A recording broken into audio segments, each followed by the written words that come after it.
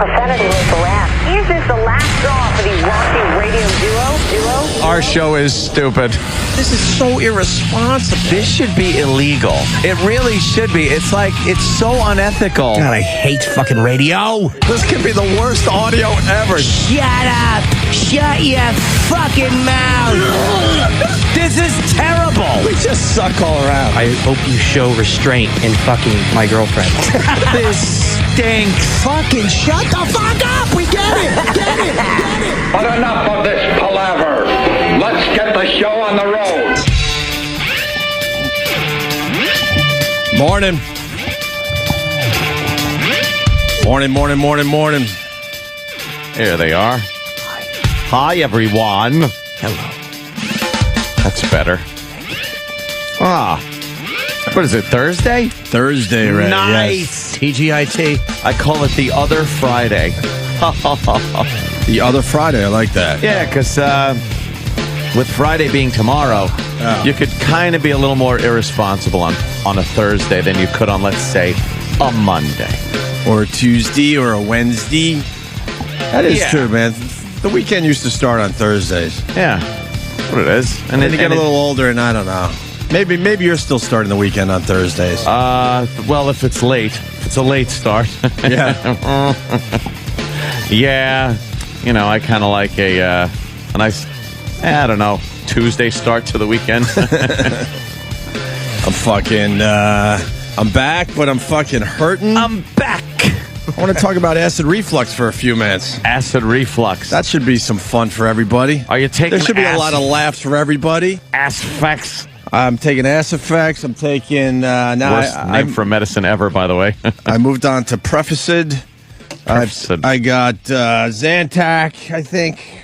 I got one of those in my Zantac pocket. prescription? No. It used to be. Used to be. It's OTC now. That's right. Over the OTC, counter. baby. Over the counter. Have you tried Nexium, dude? Huh? Have you tried Nexium? I got to go back to my GI. I don't know what to do anymore. He suggested Asphyx. I got my Lanta, and then Anthony My noticed, doctor said Mylanta. Then Anthony noticed that I'm drinking coffee, which is probably the worst thing for what I'm going through right now. You could drink muriatic acid, and it's probably not as bad as coffee when you have that. I'm so addicted to coffee. I need to drink this. Need your coffee. But every sip is like excruciating pain. Do you know that's like a fucking crackhead or a heroin addict doing it after they know it's bad for them? Yes, I know. You saw me. Look how much coffee I've had 2 sips, and I want more. Yeah. I'm just staring at this. That's exactly how crack is. Because I'm addicted to goddamn 2 hits, coffee. I want more. I know. And a large, dude. Why not get a small? That's a big cup of coffee. I'm not gonna drink any of it because I'll be fine. I won't be a buzzkill, but for just a couple minutes, I get this fucking acid reflux. I went to a GI guy. I got scoped. Joe? Joe? Yes. Because that would be silly. I got fucking scoped. Remember? Because it was the propofol thing we talked about on the show. And everything's fine. A lot of irritation. And he goes, yep, you got acid reflux. No real damage. Stay on the Asphyx. So I did. And then, like, all my symptoms went away to the point, like, why am I taking this shit? And I've been off it for at least 3 or 4 months. At least. Maybe That's what longer. people do with Zoloft, and then they kill people. Yeah, you're probably I right. feel fine. You're probably right. And then last Wednesday, it started. I've been miserable for about a week. How's Opie's gallbladder? I don't know. I got to get that checked out today. And all of a sudden, I get an attack, and then something happens where all this medicine that I just mentioned, none of it works because it's too late. I don't understand medically. You can't take it, like, except for Mylanta stuff. It usually takes a few days in your system to be effective. To calm everything down. So then the acid pumps off? Yeah, that's what happens. But then all of a sudden the acid pumps are like, fuck you, and just wreak havoc in your whole system. The acid goes all the way up. Because I had a sore throat. I'm like, I'm getting sick. I wasn't getting sick. It was the acid just fucking irritating the back of my throat and irritating my windpipe and my esophagus and possibly went down into my lungs because now I'm like I want to catch my breath. In your lungs? I guess you're digesting your lungs? Basically, my body's digesting itself in front of your eyes. Holy shit. Yeah. So it's sort of gone. I'm having like just slight flare-ups today.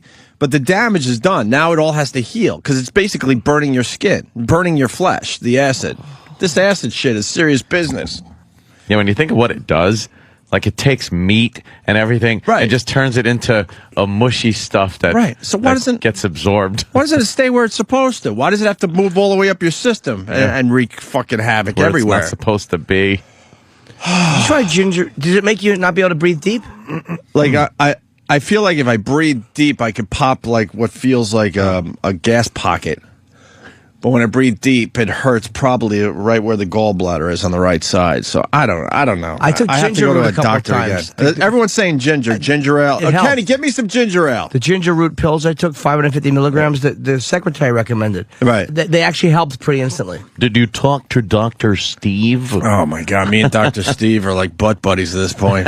Yeah. Oh my God, texting and calling. I'm like, will you help me? I'm begging you. I haven't slept in days. Help me. Because then you get the nice day off yesterday. I'm up at 5 anyway because I can't fucking sleep. I can't fucking sleep. I'm like, I'll just sleep this off. Propping the pillows up. Steve's like, well, you're gonna have to get bricks for your bed, so it's like a little higher. I'm like, yeah, okay.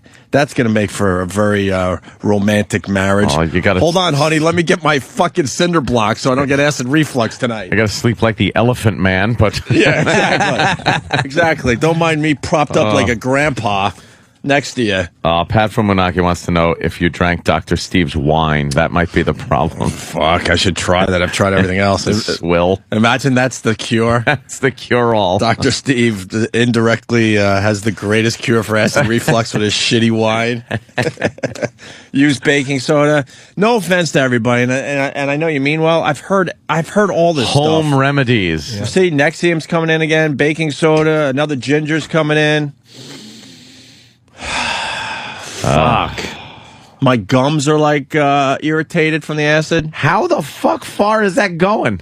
Well, if you're laying down, I guess it kind of like it decides to pour And is right it just out. like the right into gases from the acid I'm no burns away fucking at it? doctor. Because I can't imagine that the acid itself is going into your mouth. That's fucked up. Oh yeah, it definitely goes to the back of your throat. It comes all the way up. Oh yeah, and bad cases. See, there's a million people out there that could totally relate to this. The fuck is that about? Oh, So that sounds like a design flaw from God. Yeah, no kidding. It's another one of God's design flaws. I was telling Anthony before the show I should have taped it, but I've had this issue my entire life. But when you're one of 7 kids, sometimes 9 kids, sometimes 10 kids, depending on who needs a house to live in, no one went to the fucking doctor. You just dealt with your pains and aches and pains, whatever. Yeah, never got taken. I to remember being the doctor. 12, 13, having horrible acid reflux. Now I know what that was. It's like walk it off kind of a thing. Of course. No dentist. That's why I have fucking a million cavities in my mouth. How to get those pulled out to get the white ones in so it looks like I don't have cavities. Were you like a little white trash family out there on Long Island? I don't know if we were white trash. My mom had a money issue, hence Yeah. hence why I have it at times. At times, You, like worried about running out of money? yeah. So, oh yeah, she was obsessed that we were going to be living on the street. I'm like, fuck, let's live on the street. It sounds like a better life. Was it a step up? Yes. I'll fucking become a hobo. Take the first train out of Huntington. No reason to take that route. Yeah. Are you? This guy wants to know if I'm having problems sleeping. What do you think? The fuck do you think? I slept, I think, 6 hours in the last week between a kid and acid reflux. What do you think? No, I'm sleeping like a baby. Wow. Fuck. Now you got ginger ale. I would think the bubbles would hurt. Everything hurts going down. I mean, everything. I'm trying to eat this fucking oatmeal. I gotta try that. That might be nice and soothing. Yeah, coat the fucking throat. Yes, you need some coating. Someone's saying I got the GERD. Crisp crumb coating. What's GERD? GERD? Do you know what GERD is? Is it an acronym? Is that kind of like mud? Is that like mud? What is GERD? Is that the next step above acid reflux? GERD. GERD just sounds awful. Yeah, you don't want GERD. You don't want GERD, right? Is that gastric reflux disease? No. Gastric? I had everything checked out. The guy's like, yeah, man, you got bad acid reflux, but that's it. That's what I'm going to fucking diagnose you as having. GERD is like shingles? What the fuck is GERD? The shingles. How many GERDs does it take to shingle a roof? No, shingles. Why did I even say that? That's what happens. Like if Steve has assaulted someone, the police will say they've been GERD. GERD. Can we have a sad show today? Because the laughing is really going to hurt. Yeah, we'll have a sad show. Can we just think of very sad subjects and talk about those today? Because, ow, that fucking hurts. Yeah, see, look at this. Oscar in Indiana. Oscar. Oscar. Oscar. Opie. Yeah. Hey, brother, I feel for you, man. I know you think the bricks under the bed sounds fucking corny, but it's the only thing that helped me, man. The only thing. How do bricks in your bed help? Because you're supposed to keep your body elevated so the acid doesn't get all the way up your system, man. It stays closer down where it's supposed to be. So why use bricks and not Exactly. pillows or something? Well, yeah. You know what, sir? I got a really hot wife. I'm not going to bring bricks home and go, Bricks. excuse me, but I have to readjust our bed because I'm an old fuck with acid reflux. I'd rather suffer in the middle of the night, doubled over in pain than have bricks, Than have bricks in the propping up bed. my headboard. That's got to be a treat, rolling over and feeling a fucking brick. Right. I guess you put the bricks under the bed and lift everything up. Yeah, or just No. put them under your pillow. Under your No. pillow? Does it go on top of the bed? Under the bed? No, under the post. Under the bed. So it's slightly elevated. Oh, God, that sounds dangerous as fuck. Especially if you're having some of that good old fucking. Yeah, you need. Why wouldn't you just get like a Craftmatic adjustable bed? Really? Thanks, Mars. I mean, if Really? if anyone's gonna lift their bed up, then you might as well just get the Craftmatic adjustable bed. You realize that that's something for the elderly? That's a hospital bed in your house. You realize I'd rather die? I have to elevate my feet or I get the gout. Sure, Otto's joke how you get stuck your own cock in a Craftmatic bed. He goes, set it on 8. Don't go any higher, you'll hurt yourself. It's really funny. Mine and just snap your fucking neck or something? Let's go to Dennis in Hoboken. Dennis. Hoboken. What's up? What's Opie? up? You have GERD. I have it too. GERD stands for gastroesophageal reflux disease. It's when the acid pumps in your stomach, don't stop. And you should try a drug called Dexalant. I take it. It's like a really high-powered form of like Prevacid or Nexium. I'll add it to the list. Yeah, I don't know what the fuck to do. Drug named heroin. It works Doesn't for me. help, It but works takes for your me. mind off. I take Huh, heroin too. sir? All right. So Yeah, I have stepped GERD. on him. It begins with a D, what he said, the drug. A D. Dexium. Yeah. Something Something like that. Let's go to Paul in Massachusetts. Huh? Paul. Hey there, Paul. Aye. Oh, uncle. Paulie. Hello. What's up? Yeah, I had the same thing, and it got so bad it inflamed my esophagus. Couldn't swallow food. It would lock right in the top of my throat. Yeah. Two Prilosec a day cures it. 2 what a day? Prilosec. Prilosec. Do you got that? Look No, over. I don't have Look that. over at your pharmacy counter over there. I take the prescription strength. How about one person call and say the Prevacid that I just bought yesterday is going to work? Because that's what I'm on now. Is that over the counter? OTC, brother. I don't over the counter stuff. OTC. You got to get a prescription for something. No, man. There's something going on at the CVS's of the world, man. They're moving a lot of things to OTC. Yeah. Some of the Nice. OTC, you got to go to the actual pharmacist, but it's there for You you. got to do that with Valium. Huh?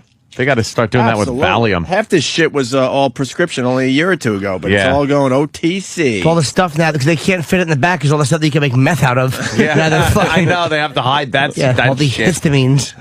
He told me Histamines. about the bricks too, but I said I didn't put the bricks on. But Yeah, you know, if you're- I just brought myself up on pillows. Exactly. If you're a man, you don't fucking put bricks under your fucking bedpost so you can get a better night's sleep. Maybe you prop yourself up with a few extra pillows, but no bricks. No Dr. bricks. Steve actually suggested that too. Did he? All right, have Yeah. a good day, Hey, guys. Put Stay bricks up. under your bed. Jimmy, you get this, right? Yeah, but it's not that bad. And Nexium, I take Nexium every day. But I've had a couple of last few days. It's bothered me, even with my Nexium. So the receptionist and I talked. She said ginger root, and I took them, and they worked pretty quickly. Well, some people said that root. ginger ale will work just as well. No? Now ginger root is a lot more That concentrated. sounds like an Asian I fucking cure. hate ginger, though. Take the pills. I like the sushi, but I've peaches? never liked the fucking I love that ginger. It's good for your digestion. You like ginger? Love it, yeah. Yes. Very spicy. Yeah. Sushi meat, peaches, and guacamole. I said, don't make me laugh. I ate blowfish last night at the fucking sushi place. You what? I said I blew 8 fish. They were so grateful. Abe Vigoda's smiling. Yes. You blew. I blew fish. I did. You actually tried blowfish? It was one of the things I got at this place that I go to that you just order. They give you what they Is give it you. the place that Yeah. near the Yeah. near a Yeah. By the thing, but not that far. By the thing. a place where you go to check out other stuff across the street Yeah. It's next cross street from that. Oh. where you can't really order, or you can sort of order? This is also Yeah, mysterious. I say, let me have this option. They give you like 12 pieces. Look at that! I'm doing. Me and Jimmy are now just doing a show for each other. Oh. Somewhere around there, Yeah. and It was, it's the most amazing fucking place. No, it begins with, here. an A. I don't know why it's a big secret. It's just a sushi place. It's not like it's, that was where it is. Oh. Yeah, Oh, yeah. yeah. So I ordered, one of the things was blowfish. So I'm like, well, can't I die from eating this? Isn't that? Why would they have it on the menu if you could die Because from they have to be, the guy's like, yeah, you need a special license to prepare it because you can. So someone could fuck up in the back. Oh, yeah. I wouldn't. So I take said, that I'm a little chance. nervous. I'm not going to eat this. Good for you. But he goes to the back and he goes, I talked to the manager. He goes, there's 2 types of blowfish. One that does have a poison, and he goes, one that does not. We don't serve the stuff with the poison. This doesn't have it. He goes, but I'll take it back if you want. I'm like, no, I'll eat it. And I ate it. Ah, man, you're brave. My girlfriend was It's the a little nervous. fugu, I think, is the bad Yeah. one. Oh, yeah. Fugu. You know this? I know it now. Oh. I was trying to sound smart, but somebody popped it up there. I texted Dr. Steve, how long after you eat blowfish? Will you die? Yeah, because I had just eaten it, so I wanted to make sure. If it's 2 hours, I was going to kind of panic. But if it was within 10 minutes, I'm like, I can handle it for 10 minutes. Dr. Steve. Why eat something if you worry it's going to kill you? It really was good. Yeah? Was it good? What does it taste like? I couldn't describe any fish. It was just good. I mean, like it had a distinctive flavor. Really? Yeah. Dr. Steve gets the What? weirdest calls from all of us. You don't like fish? I fart? No, I did not. Oh, Mars is farting in here now. Oh, Mars's head's all shiny this morning like a piece of wax fruit. Huh? It smelled ethnic? Fruit ethnic. What did you have for dinner last night, Mars? Some of those banana things that don't look like fucking Oh, bananas. protein shit. Plantains. Plantains. Oh, they're terrible. Yeah, like fuck. They almost look delicious, like Cleverly a banana disguised would. as a banana. Right. Worst fucking. I don't even know what it is. Is it a fruit? What is it? A fruit? A Oh, it's fucking horrible, dude. It's a fruit. It's a banana, like plantain. No, It's that's not a banana, It's not though. a banana. It's bitter or something like that. It sucks. Delicious. There's no taste. I love them. You got to fry them up. Yeah. That's what you do. Slice them thin Everything, and fry them. everything tastes delicious if you fry it up. You fry the green ones, and then the ripe ones, I think you boil them some shit. I don't know. Who wants a boiled fucking banana thing? How about you just get a banana? Yeah, Cut it up over bananas. some fruit. It's sweet. Start behaving. Yeah. Start behaving.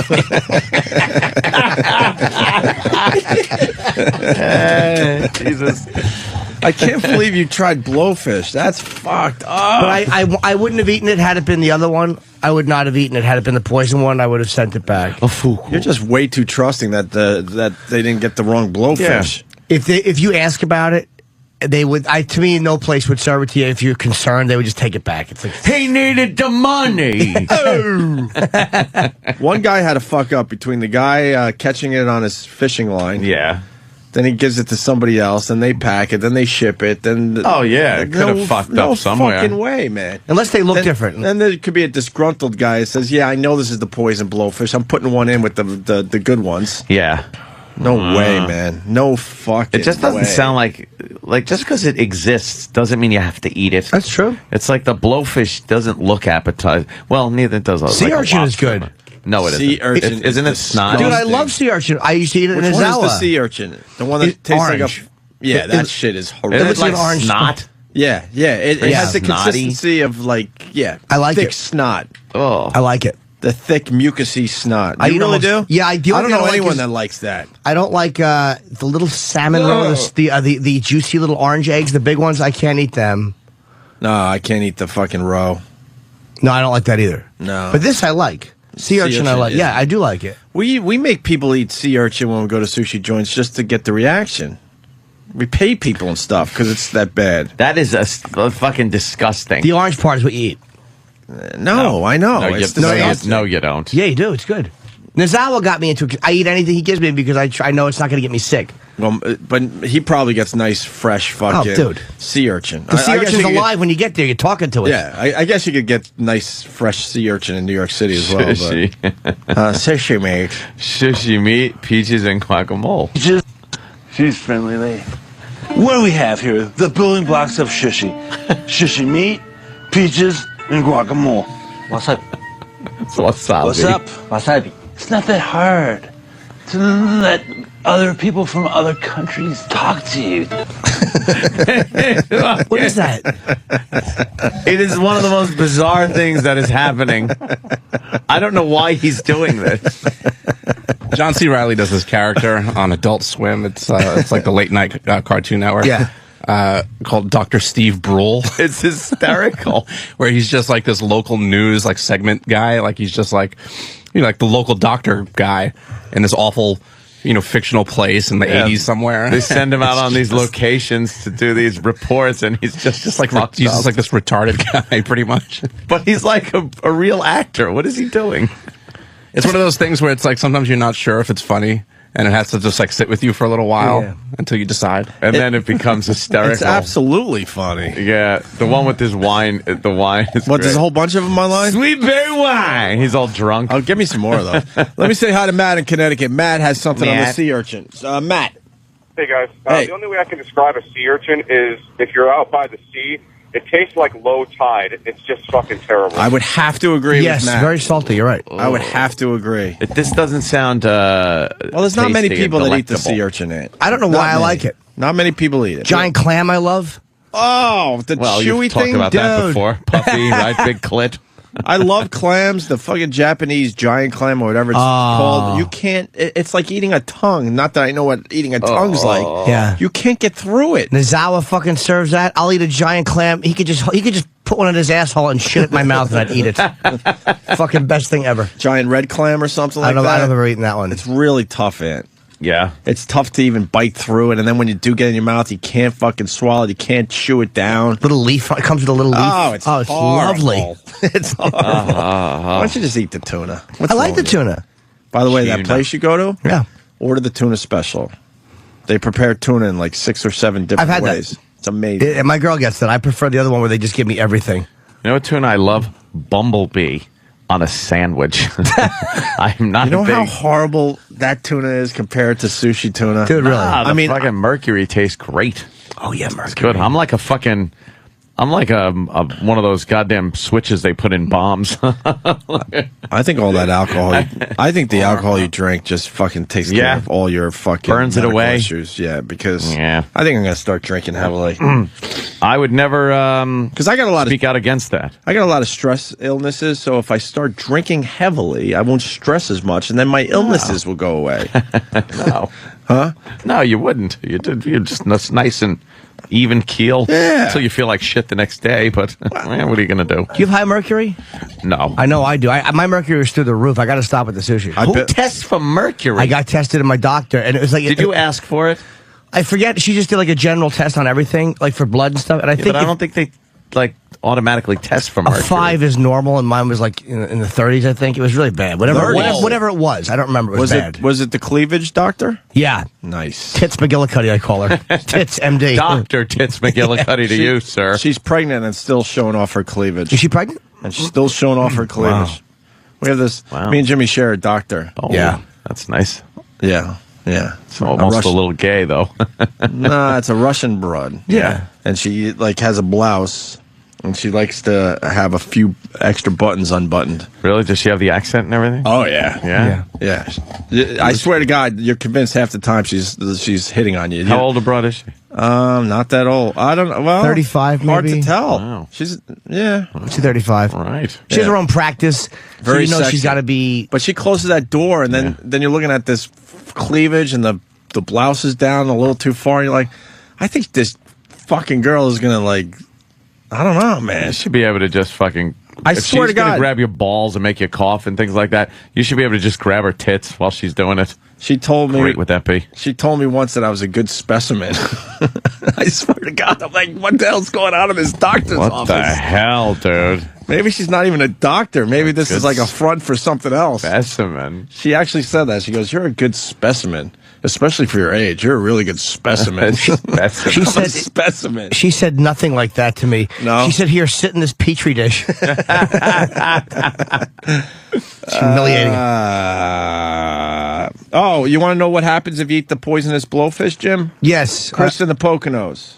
Hey, yeah, if you eat the poisonous one, you actually get a numb tingle in your mouth because the poison is already in the flesh from the fish. Oh. Now, how long? What exactly does it? That's Dr. Steve texted that. He said you get a numbness. What happens from there? I don't know because I only saw it on TV and I'm repeating it. Wait, you get a numbness just from eating it? You should be in radio, sir. Yeah, from what they say, you actually get a numbness in your whole mouth, kind of like a Novocaine almost. Now, how do you distinguish it from the numbness in Jim's head? Yeah, because sometimes I'm a numbskull. Yes. And one more thing I learned from TV, they say if you drink green tea, that reduces the mercury in your blood. That's what I saw in Discovery. You think that's possible? No, he's got to stop eating thermometers. Yeah, no kidding. He eats everything with a thermometer. That's not how I get them in there. Oh, literal Jim. No, I have them pounded up my rump. Oh, is that it? Yeah. You take it the other way? I'm a temperature kid. Oh. The old-fashioned way, as I like to say. How the fuck do you have such a high mercury level? All the sushi. How many? You think it's How many the days a sushi? week? At one point, it was a lot. It's not as much anymore. I used to be 3 days a week. Wow. I'm way down. No, Yeah. I'm not even once a week. 3 at this days a week point. is a lot? That's a lot, yeah. Once a week's a lot for sushi. I'm way down though. I'm like once a month at this point. Where's all that mercury come from? Come on. It's in the middle of the ocean they catch these I don't fish. know. Jesus Christ. Wonder what all this oil's gonna fucking do to the fish. Yeah, I know. I like shrimp. and, you know, Well, they sure get a lot of them down there. I'm not touching shrimp for the next 10 years. Shrimps. I like that. them shrimps. Fuck that. Sorry, Louisiana, but I ain't eating no shrimp anytime soon. Striker. Hey, morning, boys. Morning, Striker. Hey, wait till your acid reflux mimics a heart attack, and you think you're going to die. Mine woke me up one morning, and I thought for sure that was it. I was having a heart attack. My wife actually called the doctor. He said, call an ambulance. I vomited just before the ambulance arrived, and felt great. I said, I don't need to go to the hospital. They're like, you're going anyhow. I said, because you could still be having a heart attack. And they came back and said, no, it was acid reflux. I wasn't allowed ketchup, tomatoes, onions, coffee, anything acidic for 2 years. 2 years? Years? What the hell? Years. Jesus Christ. I was on a lot of the anti-acid type medicine as well. Yeah, I had the heart attack feeling, so it's bad. Oh, Yeah. It's fucking bad. It mimics a heart attack. It turns around and says, it might look something like this. Except it does Christopher Walken having a heart attack or Nicholson having a heart attack. Fuck. Here's cardiac arrest. That's one of the signs. One of the things they tell you is, there's a lot of people who will think they're just having an upset stomach or acid reflux, and they could be having a heart attack. They find them on the floor with a drip of Mylanta coming out of their mouth. Right, they thought it was Oh, fucking... boy. Oh, well. Yeah, a little more serious than that. Oh, boy. Oh, boy. Thank you, sir. Greg in D.C., more on the sushi and the mercury thing. Greg? Yeah, there's a restaurant out in Atlantic City. They're getting a brand new chef, and they've got like this low mercury. The chef slices a blowfish so that you can almost guarantee there's no poison, and it's opening at the Borgata July 2nd and 3rd. Wow. Very, very helpful. Wow. What a good boy. That's weird, because that's when Damn. Jim Norton's going to be down there. I believe the Very chef's name is strange. Takashi Norton. Again, Greg. Wow, he slipped that one in. Yeah, he got me on that one. Very cleverly. I don't know why they're taking chances with the blowfish. That's crazy to me, man. I guess you have to have a license to prepare it. If you prepare it right, it's probably fine. Yeah. It's like a bone. You can choke on a bone. I mean, You certainly can. I got to thank James Norton. For what? The John Cazale fucking documentary. You're very welcome. You were talking about that yesterday. I went on HBO On Demand on Fios and got it. And it's not that long. It's quick. 40 minutes. Yeah, 40 What minutes. is it? It's all about John Cazale, the fucking, Fredo, guy that played Fredo. He's which only is in 5 amazing. films. That's part of it is the fact that no one knows his fucking name. But, only 5 films, but 5 great films he was in. Both Godfathers, Dog Day Afternoon, The Conversation, and The Deer Hunter are his 5 movies. Wow, no 5 shit. movies. The And- Conversation is the only one I haven't seen. Gene Hackman film. It's very, very good. I've heard it's good. Like, you do not realize how good this guy was until you see... Why only until 5 people, films? point it out. Died. He died. Oh. They had to shoot The Deer Hunter out of sequence so he could be in the movie because he had lung cancer and they knew he was going to die. Died before it was released. So he shot all of his scenes and then died before the film was even done. Yeah. Yeah. I didn't know that. Yeah. The whole thing on, I mean, there was some fucking A-listers in that thing talking about him like he was the shit. Pacino, De Niro, Coppola. Meryl Streep. What was his fiance? Yeah. Unbelievable, though. Great documentary Yeah. if you want to check it out. What's it called? If I thought it was you, I knew it was you. I thought it was you. I knew it was. I knew it was you. It's fucking great, Yeah, man. I knew it was you. But, You realize how good he was by his eyes. They concentrate on his eyes. Oh my God! It's like, fuck, this guy could act. There man. was one scene that they showed from Dog Day Afternoon where he's got the gun and he's trying to keep an eye on everybody in the car toward the end of the movie. Yeah. And every time he blinked, his eyes moved from side to side, and it looked so fucking intense. Just really good. And then the scene where he's in the chair. And Michael's talking to him, and he's like, "I'm your older brother. Yeah. I was passed over." Like the way he uses the chair, and his arms are fucking like all swinging all over the place. Just really amazing. And you know something? I never really noticed. He did such a good job that you don't notice until someone points it out, and you're like, "Fuck, that is really good acting." He sunk into that fucking mopey chair, and he has Just a little mustache. defeated. Yeah. His little Godfather 2 mustache. Yeah, exactly. Trying to be more like Pop. So sad. Great, though. If you want to check that out, it's on HBO On Demand. Yeah. Fuck yeah. Good one. Did this just come out? I don't know. I think it's been out for a couple of years. I think it came out in like 2008. You wish everybody knew who this guy was, though, because he really was a tremendous fucking talented. He 40 nominations. His 5 movies got a total of 40 Oscar nominations, and he never got nominated. He for never supporting. got nominated, no. Well, look who he was with. I mean, he was with know. amazing Exactly. people. Yeah, the cast was And ridiculous. all of around them that. talked about how Gene he Hackman made was them better. interviewed? Yeah. None of these guys do press. Nope. I know. That's what was amazing. It's like, fucking look at these guys. How did they get that guy? And then you see De Niro talk, and you're like, oh, yeah, that's why he doesn't. He's just a very bland guy. He's just a bore. He was good. And He's missed. He was very good. There'd be a good push and pull with him. He's really a meek guy. Yeah, he really is not what he plays in the movies. Pacino, God love his soul, just trying to look young with that leather jacket. It's like, Leather ow. jacket and the wig. It was the wig. His hair was so high.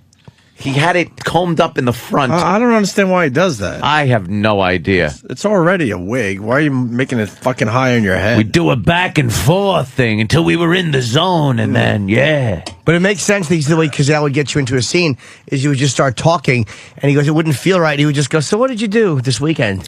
Yeah. And just start rapping with you about something, and then kind of get you to where that mood should be, and then he would just start doing lines. It was great. And then, go right into the written part, the scripted part, after just having casual conversation with you and getting you into the zone or the mood that the scene needed. Just fucking really amazing. Great documentary. Good one. Thank you, Jimmy. I will definitely check that out myself. then. Yeah, it's on HBO On Demand. Hey, moving on to stuff that's happening in the world. What's happening? You guys saw the Gary Coleman picture by now, right? Just now. The death pic? What the fuck? Well, let me see Gary Coleman's death picture. No, well, he's still alive, but oh shit, this bitch still alive. Shannon, 3 feet tall and he's still alive. At this point, he's still alive. It's if you go to globemagazine.com. Yeah.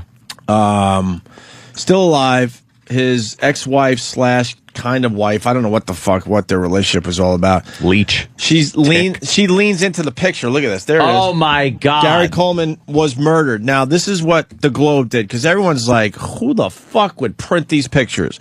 So, supposedly, the Globe bought the pictures off Shannon Price for, I think, $10,000. That's all she got to sell herself and Gary Coleman out like this. Look at the way she's leaning in like she's this little leaning pig. in, and that has nothing to do with compassion or love or concern.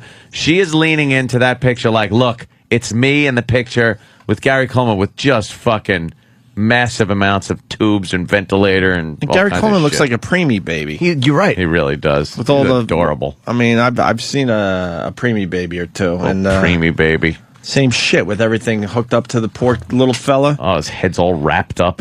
And what the Globe did, they bought the pictures from her, or a couple of them, I don't know how many, for about $10,000, and they just went right for it. They said, "Fuck this! It was murder." They're accusing her of murder. Well, I don't know if I don't know if they're officially accusing her of murder, but they're basically saying that something is not right here. I've said this from day one. Yes. My expertise from watching many of the crime shows. Hold on. Can you go back to the original picture you had on there? Because from day one, you said murder on this. Yeah. And we're both right. Just go to the... You said it too. No. Jimmy. And look at the top right corner of the Globe magazine that's coming out. Al Gore caught... up in gay scandal. Wow. Now, who told you that one? Who told you that? Is the Globe getting their news from this show? Are we supplying the Globe with their headlines? As soon as I heard Al Gore was getting divorced after 40 years, I went, something gay is happening there. You're right. And look at the Globe is going with it. You know what? And Anthony's headline, it was murder. It was murder. Let me we're both decipher. right today. Let me decipher that Al Gore caught up in gay scandal, though. They want it to look like Al Gore is gay. It's obviously going to be, and I know nothing about this story, that there's some kind of scandal going on with maybe people he's worked with or something, and there's it's a gay connection that's 10 times removed. It's barely a connection? Yeah, barely a connection. All but they right. want you to think Al Gore is getting giant cock in his ass. All right, it made me feel good. That lucky boy. It made me feel like I was onto something. Yeah, I know. I know you're right, by the way. Because if it was anything else, it wouldn't just be caught up in gay scandal. It would be Al Gore is a big homo. Right. But it was murder. Gary Coleman, it was murder. He's complaining about anal warming now. See, because the friction. Now, read that paragraph, Anthony, about the Gary Coleman was murdered. How are they deciding that this is what they think happened? Murder, she said. It's the story and pictures all America is talking about. Sitcom legend Gary Coleman was the victim of shocking foul play, a top investigator says, and that was me, the top investigator, after examining blood splatter evidence found at the pint-sized actor's Utah home. Why did they have to say pint-sized? Because he's pint-sized. After he was discovered lying on the kitchen floor with a gaping head wound. Find out why the CSI analyst insists the Different Strokes star was murdered, and see the surprising last photos of bandaged Coleman and his ex-wife Shannon Price, taken in his hospital room just hours before his tragic death, only in Globe. She's fucking leaning into the picture, man. Yeah. She's despicable. Splatter evidence, are they talking about? A little blood splatter? Boy, that's blood splatter evidence. That'll get you. That'll get you. You know how you could tell the type of shit you had from toilet splatter evidence? That's how blood works. If it's up your back, there was some foul play going on down there. Very foul play. If it's on the bottom of the toilet seat, if it's on the bottom of the toilet seat in a spot it should not be in, there's foul play. It explains why. I mean, let's go with this a little bit. I mean, it explains the 911 call where she didn't want to touch him. She didn't want to touch him because she needed him to die. Like if he survived that, then of course he's going to be talking. She killed me. Bung, shut up. I have no idea. Yeah. We have no idea, but there's a lot of suspicious shit going on. Or it's too much. Right? Too much suspicious shit. And she just loves being on TV. I know you guys don't watch the Hollywood trash shows, but she's doing interviews for all of them. Yeah. We should probably get some of that audio, actually. They are as bad as she is. Like, they are also reprehensible. They're trying to make believe they're not as bad as she is, but you're absolutely right. Hi, yes, Gary Coleman's fallen down and he's hurt himself. Please, could you give me a towel? Ow! Yeah, he's really hurt. Send an ambulance, but not too quick. Gary, are you okay? Oh, look, I gotta tell the police. She's trying to. Yeah, you just be quiet down there, Gary.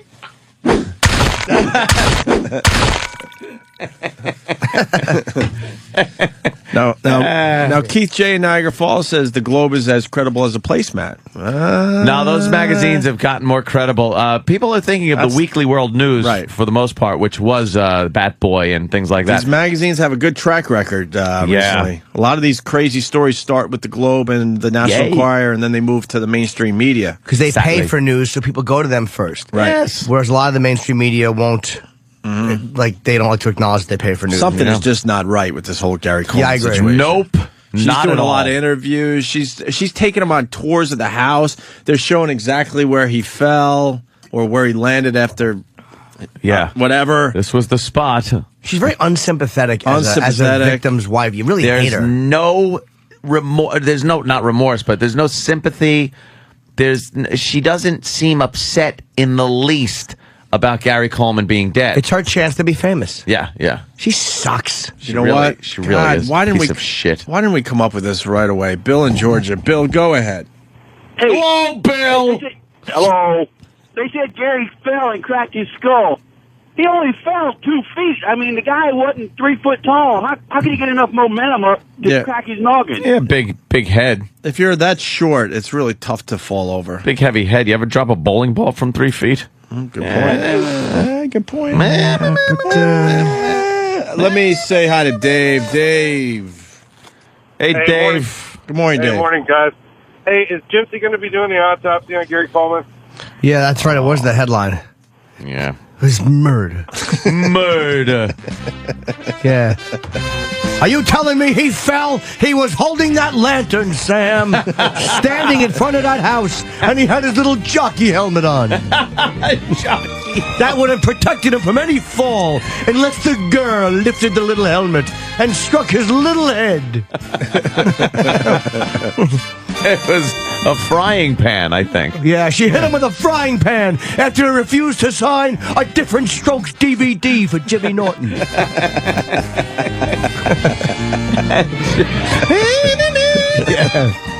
Very happy music. Those were the hairs of a coconut. They weren't even his. She brained him with a coconut, Sam. That's right. Todd Bridges' semen was found in her hair. Oh. Love triangle. Yes. Oh, wow. That's right. Gordon Clapp did it because Arnold walked in while he was molesting Dudley. Stephen Baker saying Kenny stars as Lieutenant Mongoloid. Steve. Lieutenant Mongoloid. Nice. Very nice. That's the fucking death photos, though. Holy That's just, shit. they're With despicable. her leaning in like that. Tasteless. Yes, the way she's leaning in is like, that's how you take a picture with a celebrity. Right. Like, that's not dying. Or you make sure you get your face in there because you want a little exposure yourself. Exactly. Yep. She wants to be famous. Yeah, she's like, a failed actress, right, or something? Oh, of course. I think she tried to make it in Hollywood and failed miserably. Of course she did. Yeah, because if it was just the pictures of Gary Coleman, they would post those and maybe give her, she was in the hospital room. But these, they post them and her face is all over the place. Right. They can't even crop her out. Right. Yeah, she leaned right in. Yeah. Man. They should have cropped her out, though. They should have just chopped half her face off. Yeah. Well, I think they're going for something there, though. I think they're trying to save face and go, look how despicable this woman is that she took this photo. Oh, yeah, we printed it, by the way. But look how despicable she is. I bet there's nothing in there that implies that she murdered him. But just the fact that he was murdered. But the way they placed the photo, the way they put it was murder, and the way it says I didn't push him, in quotes, well, they don't really implies that she murdered him. They saved their ass, though. Yeah. They don't want to be sued. It's very smart. You look at that magazine cover and think, oh, she killed him. Right. But they probably did cover their ass. Yep. Yep-a-rooney. All right. We have a busy show, huh? Bill Burr in today. Nice. Love when the Bill Burr comes in. The Jim Jeffries will also be here. The Jim Jeffries is good. I wonder what... could we take some bets on what condition he'll be in? Let's think. It's Thursday. Will he be hungover as a fuck or still drunk? I got the answer, actually. Oh, you do? He tweeted right before around 5:30. Oh. Says, going on O&A in a couple of hours. I've had no sleep, but I'm very sober. That means why was he up? That means he's very fucking drunk. Yeah. If he had to say, I'm sober. That means he's very drunk. We're going to get a drunk Jim Jeffries. Yeah, well, it was pretty fun when he was drunk last time. Yep. And then we got Victoria Zadrock. Oh, she in today? Where's that tomorrow? Oh, that's tomorrow. I'm sorry. Okay. And also today, the Iron Sheik. That's today? That's today as well. Oh, my God. Piss your pants, Iron Sheik. The Iron Sheik will be coming in. And will he be drunk? I think he might be. Yeah, he should be. Yeah. He'll be drunk. Yeah. And will he? You think he'll talk about fucking Hulk Hogan in his ass he will. to show him that he is a real man and Hulk Hogan is a faggot? He absolutely will be doing that, but he's expanded his repertoire. Oh, he has. Now he's saying how he's going to fuck the CEO of BP in the ass, and he's wow. current. He's current now. He's topical. That's He's good. topical and current. And he Topical finishes, ass rapist. Yeah. So now he's talking about people in the news and how he's going to fuck them in the ass. And then he finishes up with a piss your pants and a thank you, good night. He gets the fuck out of here. Yeah, He ain't beautiful. He ain't hurting nobody. My cook, my giant cook. Giant? Really? Yeah. Oh, yeah. That guy's got some kind of language he likes to use, right? It's like, don't bring him around the family anytime soon. Yeah. Yeah, I wouldn't. Boy, did Chip bomb at the sushi restaurant. Oh, What happened no. to Chip? He bombed. Would you leave that poor girl It alone? was time for the check, and the waiter came over and said, anything else? And Chip just had to pipe up, like, no, if I eat these sushi, I'm going to blow up or something. And my girlfriend actually covered her fucking face with her hands. Of course. Why wouldn't she? Because the guy It's wanted called embarrassment. The guy wanted to laugh. She's like leaned in because Chip was like, "I eat so much sushi. If I eat more," and the guy like leaned in to hear. here comes the He thought it would be gag. funny. Yeah. Because he was actually the Mexican busboy, and then Chip said, "I might blow up or something," and he just was like, and just backed away uncomfortably. It was really one of Chip's worst bombs. I don't know how you can put yourself in such an uncomfortable position. I didn't. Many times. Oh, Chip did. Nothing to do with me. Had nothing to do with me. Chip doing snaps, dancing to chip hop. That has nothing to do with Chip hop. Nothing to do with me. All right. All right, we'll take a break. Get into some other things. Oh, John Sterling was interviewed about his home run calls. It's just as douchey as listening to his home run calls. I hope the guy interviewing. I hope there was a hammer and some apologies involved. He's 72. Do you know how old he is? I didn't. What? Really? I think he's 71 years old. Could you Google it? Wikipedia? Also, Bobo leaves a very emotional apology for Jim Norton on the FU line. We got that. I don't know what that's Touching. about. Jimmy was telling me something happened. You'll explain after the break, Jimmy? I will, yes. Okay. 61.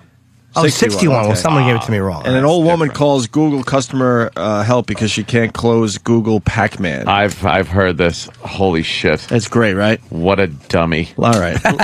Lots to do after the break. Congratulations to the Chicago Blackhawks. It was a real good game last night, but the Blackhawks win the Stanley Cup, Anthony, and that's it for hockey, finally. Hockey is over, finally Johnny. over. A lot of people with bated breath there when the goal was made and the light didn't go on. Yep. And the official didn't call it a goal. But then they realized, yeah, it's a goal. And that was an overtime 4-3. First cup for the Chicago Blackhawks in 49 years. Wow. Since 61, I guess? Now, that didn't merit a Chicago riot because, as we know, hockey, not a sport big with people that would normally riot or perform some type of shenanigans, as I like to say. Basically, blacks don't like hockey. I wasn't saying blacks. I'm saying people that are hockey fans aren't usually the ones that will riot as much as, let's say, basketball or football fans. In this case, you would be correct. Yes. I'm a season ticket holder. I don't see black people at hockey games. Well, I wasn't talking about don't. black people. I wasn't talking about black people. I know, I'm just talking about, people that would normally go to a hockey game don't seem like the type that would riot. That's all I'm saying. Oh. See, it could be I see what you're anybody doing. is what I'm saying. You're making sure we don't get fired. I got it. Yes. So the fucking hockey season is finally over. Mm.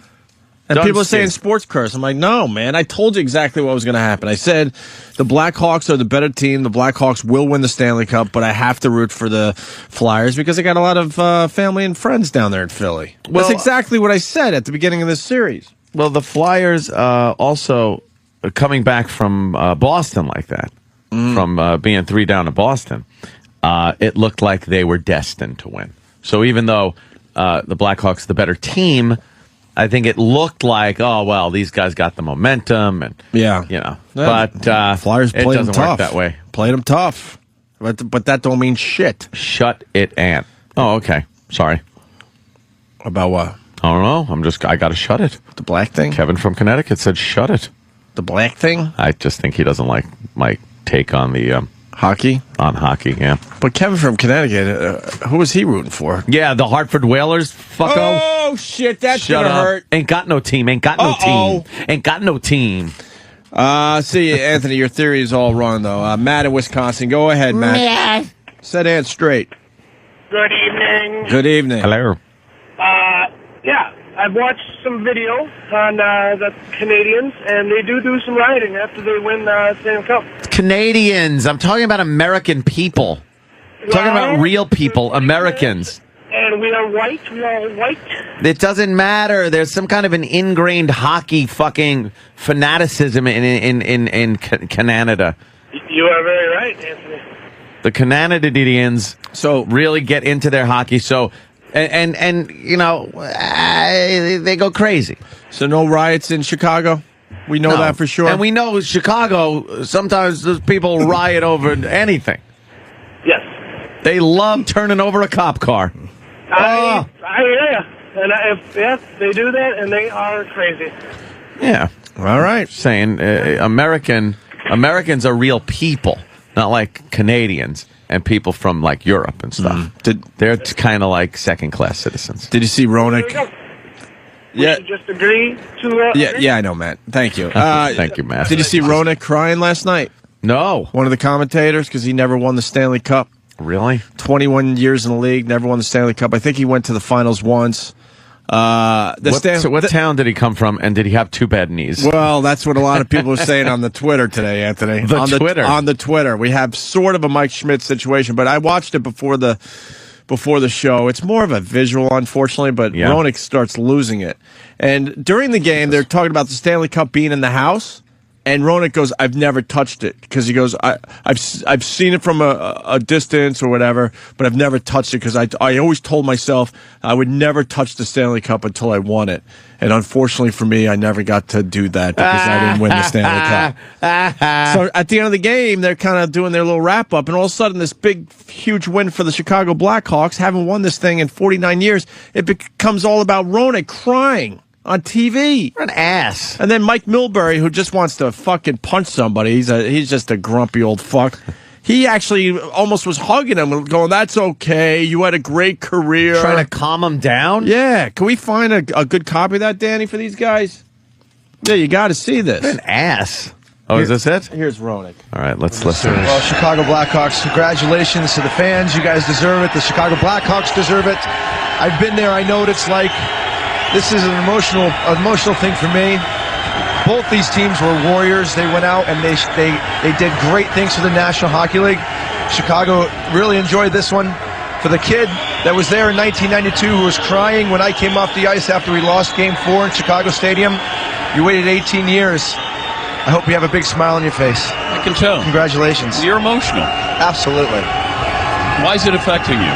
Chicago Blackhawks. Hold on a second. All right. The lips go back slightly. This motherfucker next to him saw it. He saw blood. That's Dan Patrick. And he went for it. Oh, yeah. Because he was pretty much done. It was classic. With this emotional moment. He just wanted to say how he felt and then move on to something else. the guy next to him there, what's his name? Dan Patrick. Dan Patrick is like, you're emotional. Why don't you tell what's making you emotional? And he pats him on the back like, cry, bitch. Do you see his lip quiver too? Watch the lip. Yeah. Like we've never done this before. Oh, this is, I know. We smell blood We've seen sometimes. this tactic done. We smell the blood. You got to go for it. Oh, this guy wants it. Yeah, see the Dan lip. Patrick on the left and Mike Milbury on the right there. Shaky lip. Absolutely. Why is it affecting you? Chicago Blackhawks, man. I didn't get to do that. It's Michael J. Lip. Well, I didn't get to do it either, and I'm not going to cry, but you better go, kid. You had a hell of a career anyway. You know, you see some guys down there that you never know. I'm proud. You never know when you're going to get a chance. I'm proud. You know, I'm for happy. 21 years, you were in a Stanley Cup final one time, when a guy that blocked shots with his nose. And, you know, in my first 2 seasons out of 13, we went to the Stanley Cup final and lost it and never got a chance to get it again. Well, so that's how rare a bird this trophy is. Well, as he said, I waited all my career to touch it. These guys get that opportunity, and you only hold it after you've won it. But I can't see this enough, Dan. Rubbing it April in. 16th, 1961, the Blackhawks win in Detroit. I think that's it. Yeah, all right. What a fuck. See, it's more of a visual. Roenick is just completely losing it. He really is losing it. And actually, Mike Milbury had to be that guy. Like, it's Yeah. okay. Mike Milbury doesn't want to do that. He wants to take his shoe off and beat him across the face with it. I didn't win it. I'm not crying. I like that. That's hysterical. Hey, baby, shut the fuck up. We all got our crosses to bear. Deal with it. A real man steps in and tells him to knock it off. Dry your eyes. Wait, you're going to squirt? Little fucking snot coming out your nose, you fucking faggot. I was hoping for a Bruce Kelly cry, but we didn't get to that point. Absolutely crying over here. He, at the last minute, kept it together. I was down by the photogs. Shut up. There is he. Hey, leave Bruce Kelly What alone. car dealership is he fucking hawking Chevys at? Are you saying old radio guys, that's all they get to do after their careers are over? It seems that way. Yeah, you're kind of right. I've looked at the track records. Yeah, you're kind of right. Doesn't look good. Yeah. So, what's Bruce Kelly doing now? Is that his Wikipedia page? Does it say what he's doing now? Sort of. Sort of. As long as he's still here at the same place that it says here on as of January 4th, 2010, Radio Fargo Moorhead announced Kelly as the new morning personality for classic hits KMJO Mojo 104. All right, go to the website. Let's see if he's there. Wait, he's in Fargo? Fargo. Oh, I feel I like bad him. for my fellow radio guys. Oh, he's good. Yeah, yeah. He's too old to have to travel around the country To trying to get Fargo, especially. Oh my God! I'm absolutely Radio freezing Fargo. over here. Jesus, poor fuck. Fargo. When you're young in this business, whatever, you travel around, it doesn't matter. You know? Yeah. You get a little older, you get sad for these guys that have to continue doing this.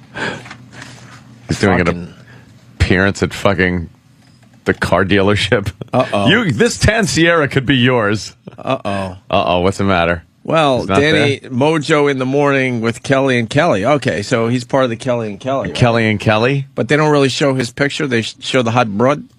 Yeah, that's all I'm seeing. I'm not seeing his picture anywhere. Oh, no. Oh, Mojo Radio. Didn't Scott Shannon come up with Mojo Radio?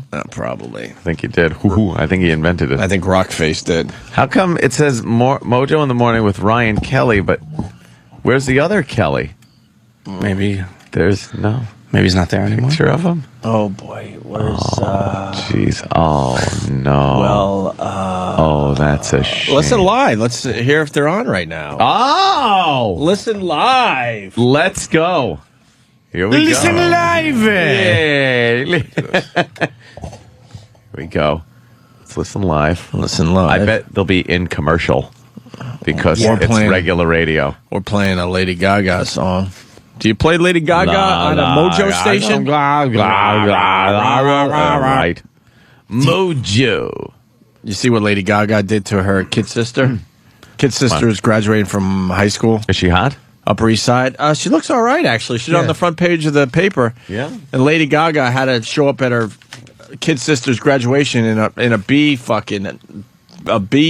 beekeeper outfit. Oh yeah, that's she kind of looks like Lady taking all Gaga the attention away from her kid sister and everybody else that graduated up there. I think she performed there too, didn't she? Because she was an outcast at that school apparently. Oh really? So she performed for the high school graduates? I'm sure her sister loved it though. When your sister is the biggest star in the country at one point, it is kind of cool. Like fuck the whole class. Skinny little ass her sister's again. Lady Gaga is becoming the biggest star in the world quickly. Can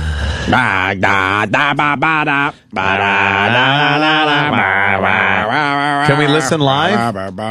Is there a way? This is supposed to be playing right now. Oh, it's supposed to be playing? Really?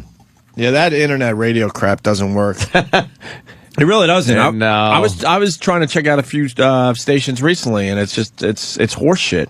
Half the time you can't get it to work on your computer. The fuck? I don't know what's going on. Cocksucker. This is how they're competing with satellite radio, and look, we can't give them a nice plug. You we can't get it on your mobile device. It says. No, you can't. I know. No, you can't. It says playing. All right, listen. We're in a sports. Hit play. Huh? It says playing. If you get it, let us know. John Sterling. You guys didn't play the douchey Grand Slam call? Why not? No, we didn't play that yesterday. Yeah, fucking busy yesterday, man. But that's your bit. You guys love hearing those things. I was thinking about Rampage coming in. I didn't care about fucking that old fat hack.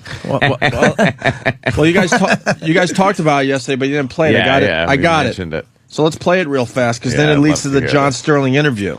So John has to be fascinating. Sorry to spoon feed this every time, but John Sterling is the radio announcer for the Yankees.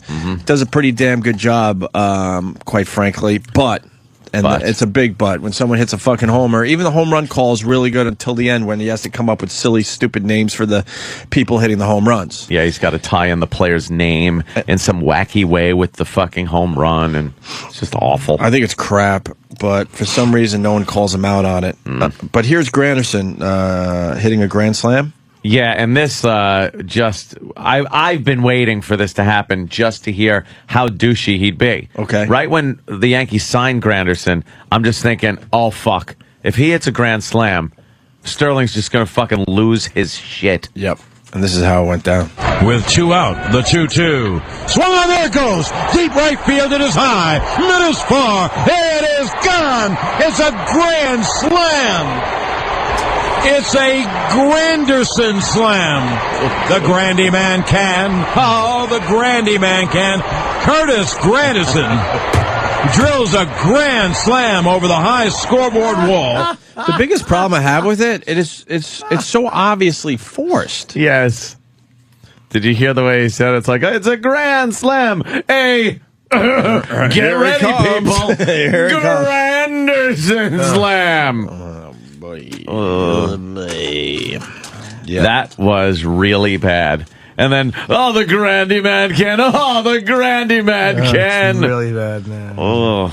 So, I don't know, one of the local news stations decided to interview John Sterling on his home run calls and how he comes up with them and all that. I bet it's a fascinating story. People need to know, right? Yeah, this is very important. Starts off with how John created his call. That's exactly what I want to hear, too. That's interesting. Oh, very fascinating. Good. I can't believe you just said, really? This is how it should be in the booth. Silence. Let it be known the CD is playing. Oh, it is? Oh, yeah, absolutely. Oh, boy. Uh-oh. Maybe the... maybe the what? Maybe the Mojo Radio was playing, too. Sex Bagel. Something's happening. Is it Sex Bagel? Sex Bagel. Did Sex Bagel burn the data to the disc? Because he has the track record of the one that makes the most fuck-ups when it comes to burning discs or burning calories. Here he comes.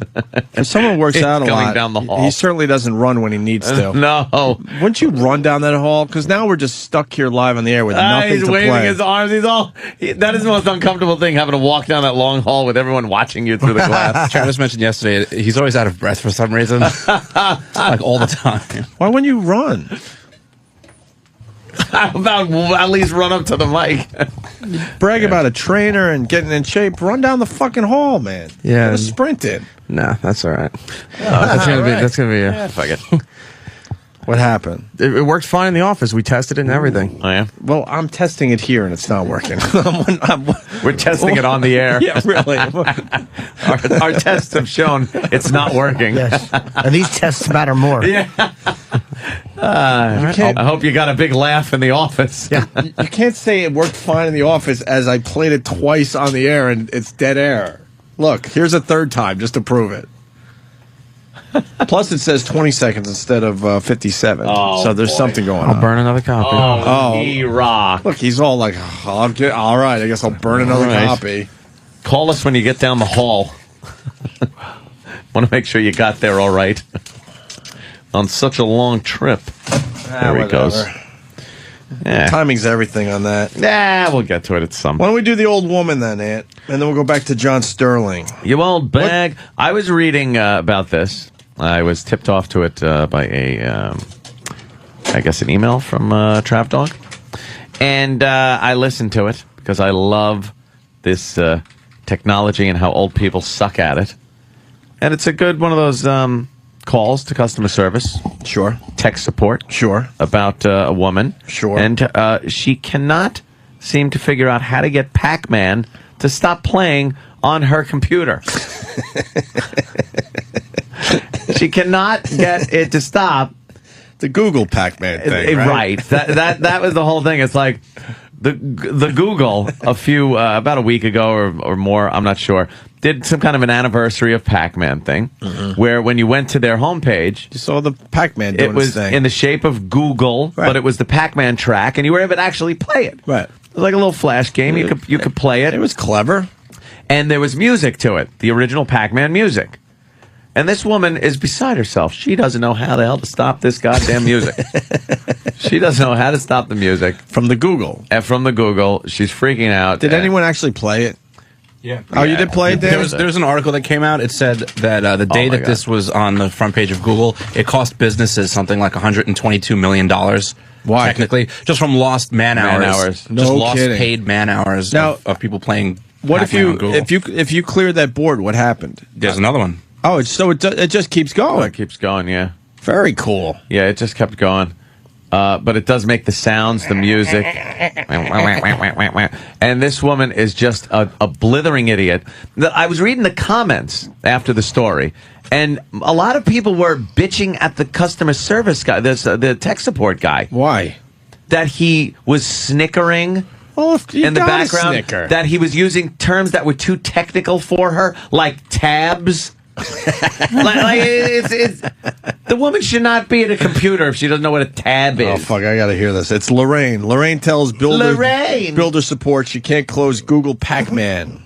Hi, is Lorraine there? I'm gonna marry you, Lorraine! One day you'll be my girl! Lorraine. I'm gonna rape you in the back of a car, Lorraine. Hi, is Lorraine there? Speaking. Hey, this is Brian with Builder Support. Hi, Brian. Hi, I had a message to give you a call. Yes, I have. I was just installing something. I have the Pac-Man game, and I want to disable that on my home page. I'll go away tomorrow. It'll go away tomorrow. Yeah, that's just, it actually says Google in the Pac-Man game. That's just because that's what Google put there. Okay, but how do I get rid of it? It'll go away tomorrow. Put a gun in your mouth. I can't study today. No, you can go to wherever you want. Today. You can't study. So I can't study today? What is she doing? No, Lorraine, you can't study. Google's playing Pac-Man. The fuck? What a dunce. She really is stupid. Love it. She can't study. And how does it... What's the tech support guy supposed to not laugh at this? You have to laugh. Of course. You gotta keep your sense of humor no matter what, right? Keep up your good nature. No, you can go to wherever you want. Where are you wanting to go? Well, I know I can go wherever I want, but the noise from the game is drowning out my Jeff Paul video. You can close that. You don't need to leave it open. I could close the Pac-Man thing? No, you can close your window. Once you've got your Jeff Paul open, you can close that. Oh, I could try that.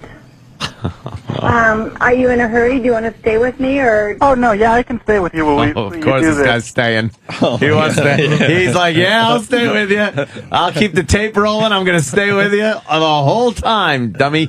Danny just cleared the first board. First two, Pac-Man. bitch. Oh, fuck, Damn, man. motherfucker. Damn. Lorraine doesn't even really know what web browser she's using. Of course she doesn't. So right now you can hear the game going. If I turn my monitor on. A monitor on. Yeah, I have my monitor. See, my monitor is turned off. Stupid Lorraine. I can hear that. I'm on the Jeff Paul web dashboard right now. Dashboard. Can you see the Pac-Man game? Do I see the Pac-Man game? No. Yeah. Oh. No, I don't. I'd have to go back to my home page. No. It's most likely there's a tab at the top that's open. Let's see. You're using Firefox, right? I would assume. So do you see anywhere on the page where it says Google? I'd have to go back to the home page. Can I do that? No, it defeats the purpose, you dumb shit. If you go back to your home page of Google, then you're off of the page you want to be on, unless you click the tab. Holy mother of fuck, what a dunce. God, how does the guy just not go, hey, dummy, listen to me? Wow. I'd make a horrible customer service person. Well, she tries to close a tab right here. Well, I just looking at right now on the page near the top of the screen, do you see it saying Google anywhere? Yes, I have two tabs. Click on the tab that says Google. Or do two tabs say Google? Two tabs say Google. She All opened right, so up let's two click. browsers. And you also have another tab for the library, right? Yeah. Okay, so I want you to click on the tab that says Google. Okay, I got it. And then there should be a little red X off to the right of it. Just click on that little red X, and it'll actually close Google, and it'll close the Pac-Man game. Red X. To the right of it. You see where it says Google, right? Yes. It's on that Is it on same... the game itself? No, it's on the little bar that says Google. Oh, click on that X. There's a little X there. That will close the Pac-Man game. It'll close Google, so the Pac-Man game won't be running. And if you have two of those Google windows open or tabs, you will just need to close the other one as well. I just did that. And that's Now it's Jeff Paul. Now Yeah. What'd she say at the end? Jeff Paul, I guess, is the website she's trying to get to. Okay. Yeah. Tell her Alt F4. Or send her to Meat Spin. Yeah, you're going to want to type in meatspin.com or Lemon Party. All right, and it ends with this. And so now you don't Good. hear the sound, right? Right. Oh, wait. Let me turn my, let me see if I can get my sound back up. Yep. I'm up to 15, 18, 20. Yeah, my sound's just fine. Yeah, so that's all you have to do is make sure Google's closed and you won't be hearing the sound. Okay, and it goes away tomorrow. Yeah, Pac-Man won't be there anymore tomorrow. Okay. How many calls did you get on? This is actually the first one we've got. Perfect. Okay. It just goes to show I don't know anybody else that knows computers, that I can call. So. Yeah, that's fine. Anyone else We're here to that help knows you. computers? You don't know. Okay, good.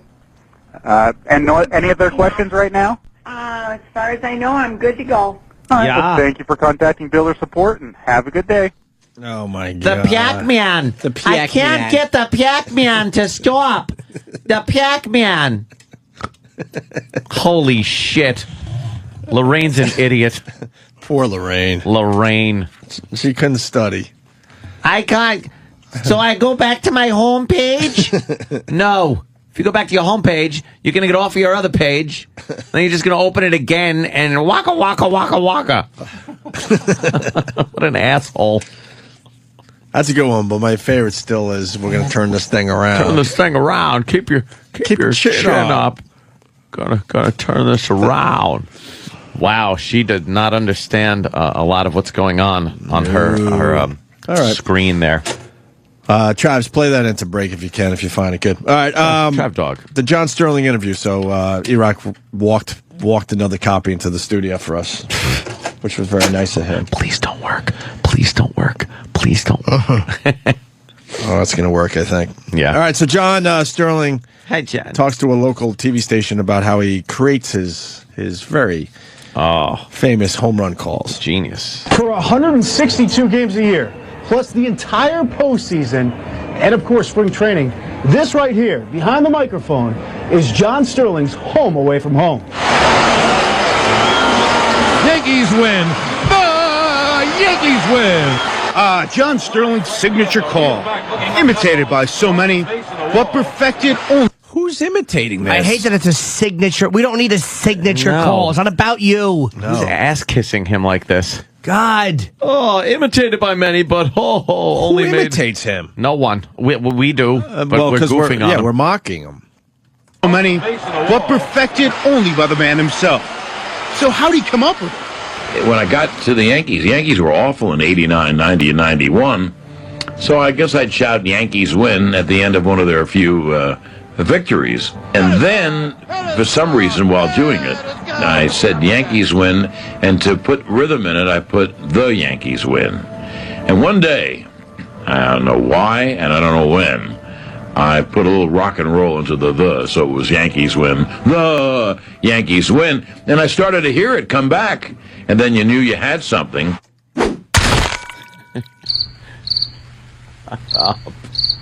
Shut the fuck up. Is he taking himself a bit too seriously? Yeah. That's not rock and roll. No. Oh, come on. Yankees win! It's not rock and roll. Rockin'. Shit your pants. That's rock and roll. You know what? You're right. Shitting your pants is rock and roll. Miss the call because there's a fucking groupie overdosing while she sucks your dick. That's rock and roll, fella. You know what? You're right. Ugh.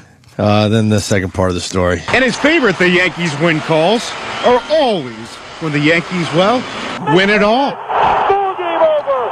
World Series over. Yankees win. Yankees win. And since taking over in the Yankee broadcast booth in 1989, John has not missed a game. I repeat, has not missed a single game. And considering how long these games are today, and how many games the Yanks play, if you include the postseason, and of course the travel, that's, as John would say, amazing. I really love what I do, so I actually look forward to doing the games. Yankees win. Yankees win. Well, you know what they say. Imitation is the most sincere form of flattery. For Mine Eye News, I'm Duke Castiglione. Oh, you do that sometimes. I love Go that. ahead. I absolutely love that story. I always want to know what it is. Do it. Now here's Audrey. For the weather. They didn't touch the fucking why do you make it about yourself on home run calls. Yeah, I know. They should have. It was a fluff I piece. thought they did. Yeah. They should have pulled a 60 minutes on him. Really get him sweating. Get him sweating in the hot seat. Really humiliate him. Martin Short. Yes. Love that one. That's a great fucking. God, he's he's awful. Yep. All right. So what happened at Caroline's, Jimmy? Because Bobo left an emotional apology for you. Bobo asked on for the FU line. We said we would get him a ticket and a couple tickets, whatever. For Caroline's. Yeah, he doesn't know any better. So he comes to the hardest show to get tickets for, the Saturday 8 o'clock show. Not the Thursday. Right, or the Friday late show. God. Or the Friday late show. When So we people get a are call tired. from Kenny, who works at the club, to Club Soda Kenny. And he goes, we got a guy here named Daniel Kurland. He said there's 5 tickets waiting for him. And Kenny's like, ugh, I'll handle it when we get there. We were like 2 minutes Kenny was out. annoyed. 5 tickets. Yes. So I don't think I've ever asked for 5 tickets. I wouldn't mind it, but we said to Kenny at the club, like, can you get him in? He goes, we can squeeze him in. And I'm like, I don't want Caroline's to lose any ticket sales, but I'm like, look, he's kind of retarded. So he didn't know any better. Did you really say that? Yeah, he didn't know any better. That's great. So I was okay with it. He came in with his friends. So I'm on stage, and stage right, I hear this guy in this Mets jersey. I forget what he said while I was on. I was in my opening joke, literally. And he pipes up and he says something, just trying to chime in. So I tell him to shut up. Because again, he's going to say, I know he's one of these idiots who's going to fuck my timing up badly because he doesn't know what he's doing. And then as I scold him, like, not even that harshly because it was early in the show.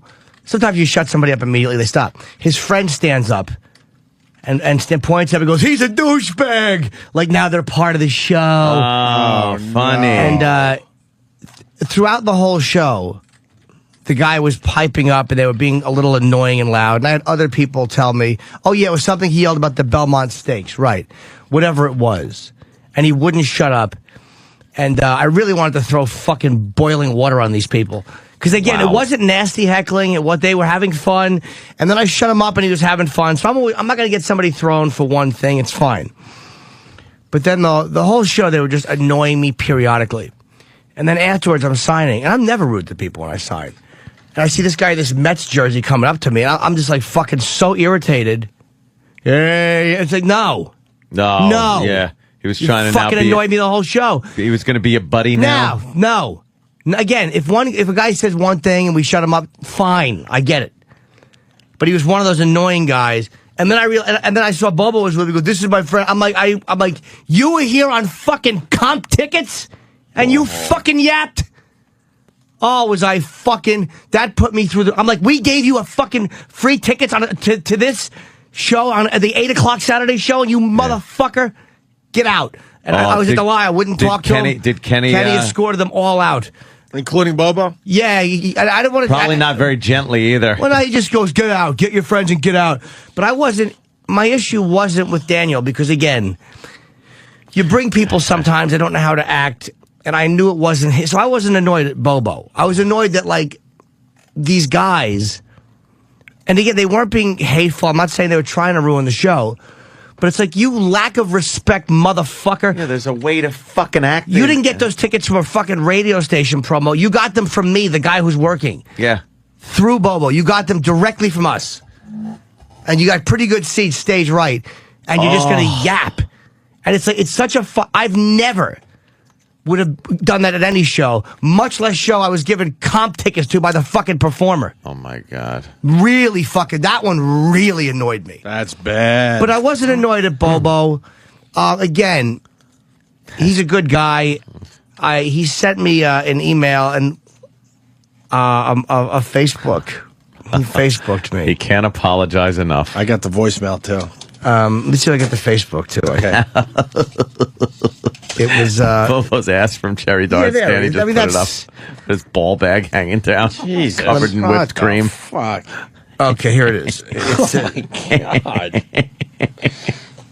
Why? Oh, here it is. Okay, hold on. It's from his Dear Jim Norton. I would like to say that I am deeply sorry for what happened at your show on 6/5/10. He's got to put the date like he wouldn't remember. As opposed to what other shows? Are you also apologizing for the drink the lady spilled at the Friday early show? I know which one you mean, Daniel. I did not count. He meant to write no, but he mixed up the N and O. I did not count. My friend would act the way he did. I am very pissed off at him. I got so angry at him that night. So angry. I got so angry at him that night, so angry that when his brother overed me, apparently his brother overed him a ride home. Overed him. I told him no. I took the subway home. I guess that was I'll show you, I'll walk. Right. Yeah. You, Opie and Anthony, mean so much to me. Oh, God. Please understand that what happened Saturday, and he spelled Saturday, Saterday. That's how it sounds. Yeah. Won't happen.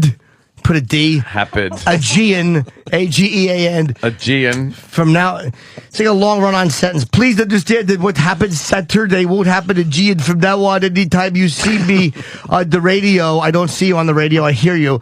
Or at one of your gigs, I will be on my self in order to make sure, S-H-O-R-E, this does not happen. Aegean, the Opie and Anthony show means so much to me. I wish commas meant something to him or semicolons. Aegean. Please, P-L-E-A-S, which is the plural of to plea. Let me on the show. Sincerely, your friend Daniel Bobo Curlin. So I answered him. Well, don't tell. I don't want to know what you said yet because we have the voicemail now. Too. I said die. Okay, good. All right. Well, then we do need to know. He left this on the FU line about the incident.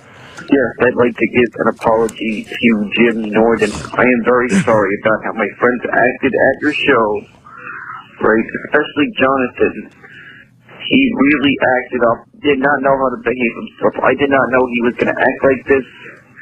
I have no idea to you, Opie and Anthony mean so much to me. I love the show so much. It's going to be nuts to be on the show because of how my friend acted. I did not know he was going to act like that. He apparently does not know how to hold his liquor. I would like to give a dear apology. I am dearly sorry for bringing them. I will never take them again, alright? I am not even friends with him anymore after how he acted. So, to Jonathan, fuck you. I want to give a deer apology and an elk apology. And this is a pretty good one. Thank you, Chip. Yeah, deer apology. It's like Dear Abby or something, you know? Exactly. That's what I was thinking. Like, you just say what I was thinking. It's amazing. Everybody tells me. We got Bobo on the line. Oh, great. Good. I don't know, Ann. You want to talk to Bobo about what happened? I want to talk to Bobo about that and a couple other things. Other things going on. Oh, yeah. There's Bobo. Yeah. My friends were. He was very obnoxious. Well, before we ask you some questions, Bobo, your voicemail on the FU line was a little rough, so I would really appreciate if you did a live apology. Jim Norton's listening; he doesn't really feel like talking at this moment right now. So why don't you, spill your guts out to Jim Norton? Hey, well, Jimmy, I'm very sorry for what happened. I did not know my friends were going to be obnoxious. Bobo. Yeah. Heartfelt. This is everything right now. You got your whole career with the Opie and Anthony show on the line right now. Norton's just looking down at his fucking phone right now. I am really deeply sorry, all right? I did not mean for that whole ordeal to happen. These people, the only reason they showed up, there was two people I was originally going to bring with me that really wanted to go with me, but they bailed out at the last minute, and I felt embarrassed with the two extra spots. I said, what the heck am I supposed to do with these two extra spots now at the show? So a few of my friends called in who happened to be in the city that went with me to a Met game earlier that day, and I just thought, you guys want to go with me to see Jim Norton, and they just said fine. And I didn't know Jonathan was going to act like this, and I was very pissed off at him. I was yelling at him the whole show not the whole show, but after for what happened, and I was just very upset that night. I think I came home crying, upset about what might happen because of this. All right, for him ruining something that means a lot to me. Yeah, being here associated with you guys, it means a lot to me, and I was just so upset. I was so upset at him, and I didn't even get over this the whole weekend. What happened? I was pissed off at him. Well, what did he say to you, Daniel, when you asked him about it, when you were yelling at him? What was his response? No, I was very sorry, but the guy was pissed drunk, all right? I mean, I remember even before the game, he was very drunk, all right? He was drinking a lot of beers at some bar somewhere right before the game, and that day, I didn't know he was going to act like this, and even his brother was complaining. His brother was the designated driver, and I did not even want to ride home with this guy. All right, right. I said, you know what? You guys go back to Long Island on your own. I'm taking a train, even if it takes me so freaking long. That showed him, right? Didn't that show him taking hours to get home instead of a few minutes by car? You showed him there, Bobo. How long did it take you to get home? Oh, I think I waited like maybe almost an hour. Well, the train ride got quick, all right? It was like a half hour and something, right? Because it was just the 7 train was right there. So, but waiting for that Q18, I waited an hour for the Q18. Well, you showed your friends, though. That's the important thing. Yeah. You take free tickets and not give me a ride home. What a coincidence. You have an IQ of 18, and you were waiting for the Q18. And then he just makes noises. I came home that night, and my mother was wondering, why was I so angry? Rupert! Weren't the tickets for your mother? I kind of remember that we were going to give the tickets to your mother. Yeah. No, my mother said she was considering going, but she wasn't feeling well either. Wow, this sounds like super bad. She wasn't feeling well, and the other 2 people that were going to go with me that really wanted to go to this show with me, right? They're really good friends of mine. Yeah. Right? These are married couples that are great friends of mine, and they're great friends of my mother's. Bobo. All right, we get it. Can I ask you a question? Yeah.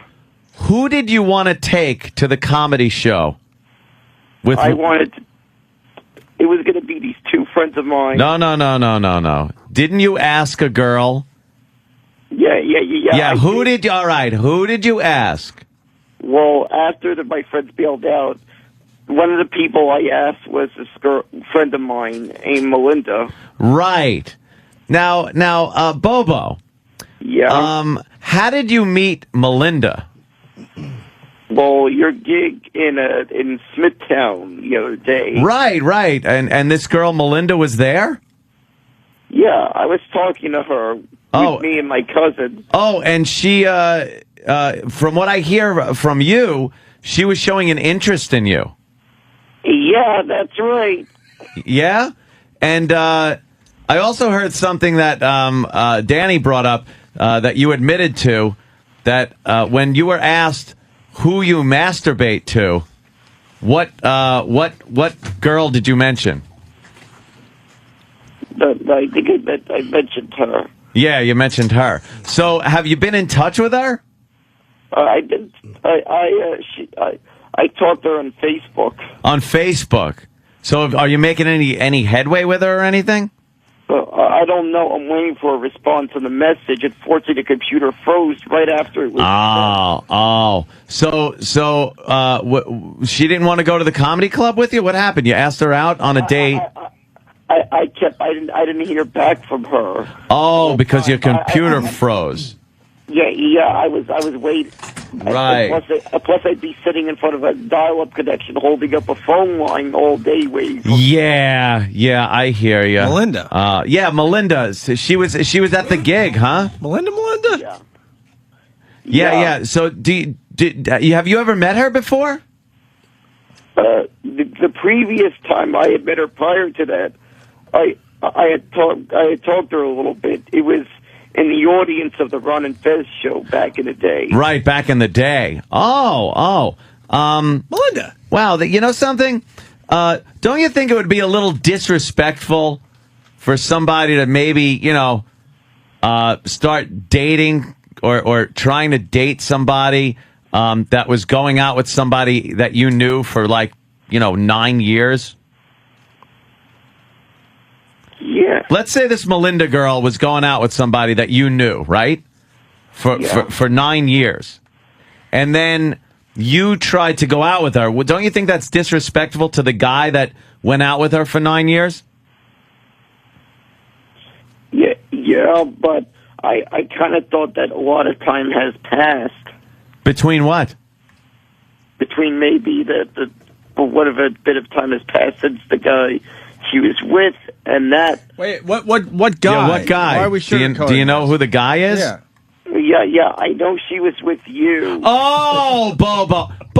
But she might have been with a few other, been through a few other relationships. Well, of course. We've been broken up for about 2 years now. I just think it's a little disrespectful of you to then try to, shove it in my face. Well, I wasn't trying to do that, all right? She was. Don't get feisty with me. He's hitting on your ex. No, he's under the impression she was hitting on him. Oh my God! Wait, was she at the show? She was at the band thing that Aunt did. Oh, okay. Yeah. She came down to the cake last Friday. Or whatever. Oh, is this all right? Yeah. So, Bobo, holy you think she's into you a little bit, huh?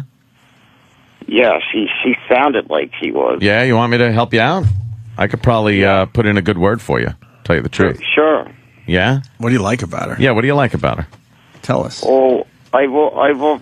Not many people know I have an accent fetish.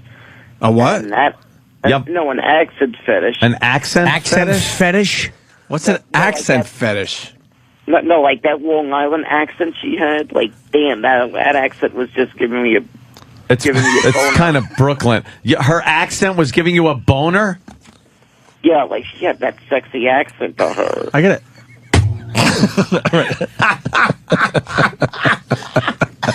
Like I was trying to resist getting a boner. Yeah. You were trying to resist getting a boner just talking to her? Yeah, and her just talking to me. Before I write this, with due respect, okay? Oh, of course. All right.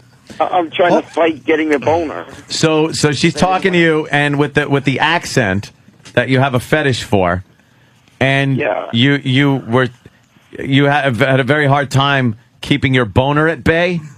Yeah. I was trying to fight the boner. Yeah, fight the boner. And well, like, what was she talking to you about? Was it anything interesting? Oh, she was saying she likes hearing me on the show and everything.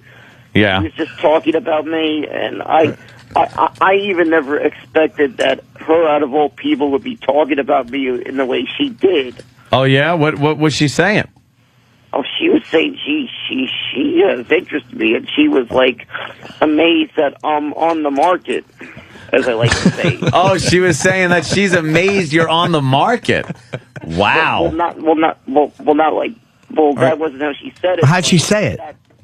I don't remember word for word, but the way she was talking, that's pretty much the way it was. You knew what she was saying. Yeah. You felt the vibe, right? I don't think I'm the only one that hears Bobo's voice changing a little bit. Yeah, a little bit. Talks about her. A little bit. A little bit. You getting a little turned on just even talking about this, Bobo?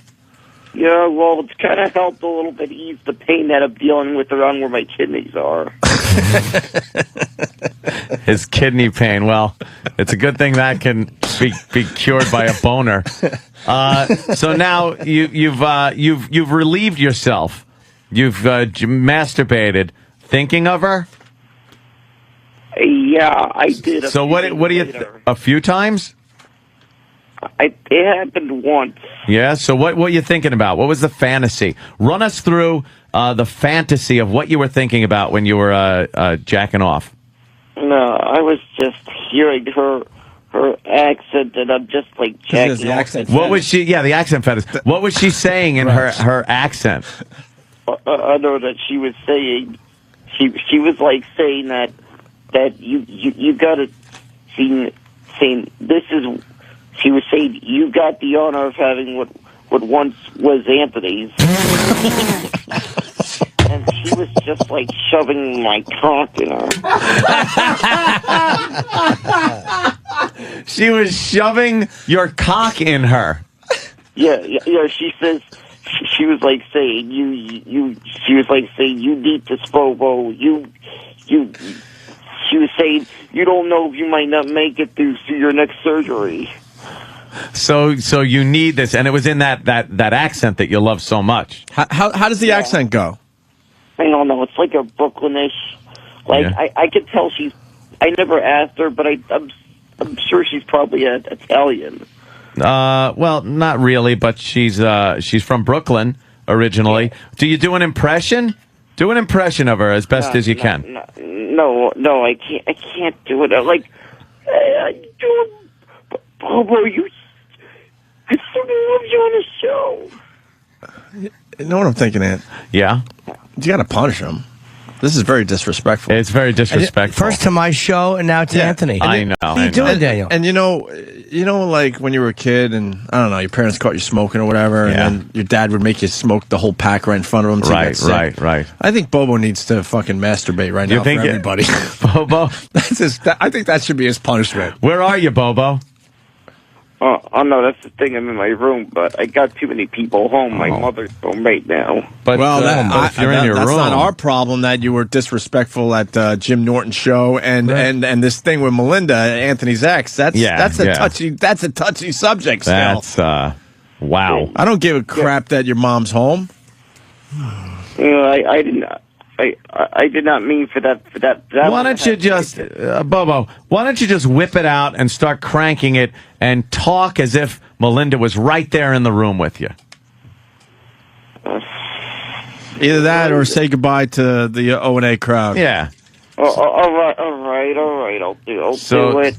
So just Get cranking, really fantasize about it, and I want to hear you talk. What would you say to Melinda if she was in the room with you? Yeah, whatever it is, it's okay. And also, I don't want to hear no whispering, man. I don't care that your mom's downstairs. You disrespected Jim Norton and Anthony Cumia.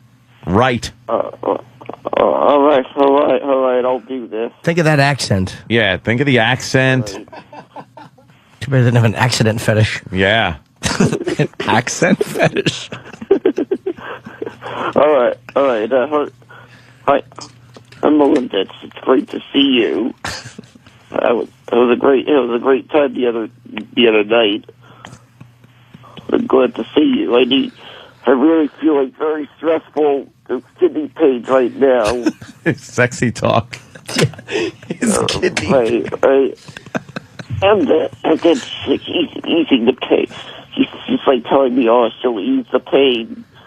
And she's just like bringing me right very close to her, and she's convincing me to like I don't know, her hand movements or something. Like she's just pulling off her shirt, and I think she's dropping down her panties like really slow. She's dropping down her panties really slow, and we go down on her. It's like she's wet. It's like that boulder's like out of control. Yeah, it's like it's out of control. Anything I've been resisting it, it's there, and she's like pulling me up, and she's like getting really close to me, and I'm just ramming that cocker in her pussy. like ramming at me. She's like, I don't know. She's like screaming, and she's like begging me to say it. She was saying,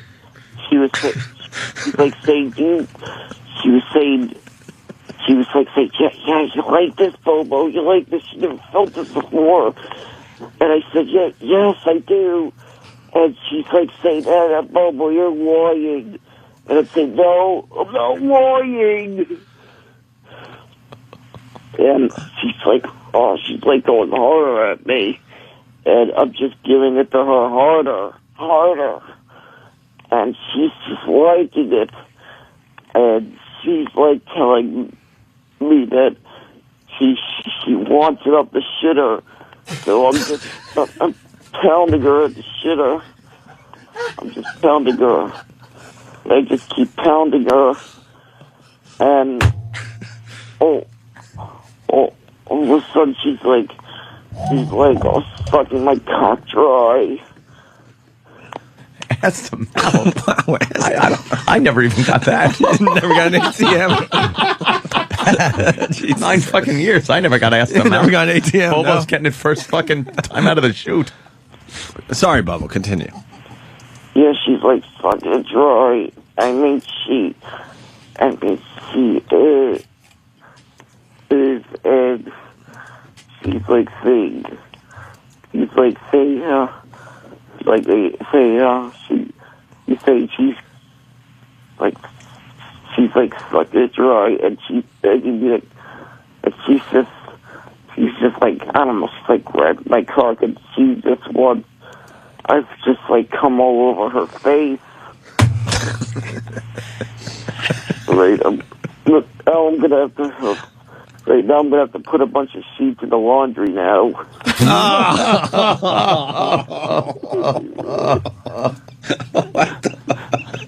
Oh my God! Oh, Bobo! Yeah. Wow. Yeah. Well, that's some fantasy you got there. You think you could ever make it come true?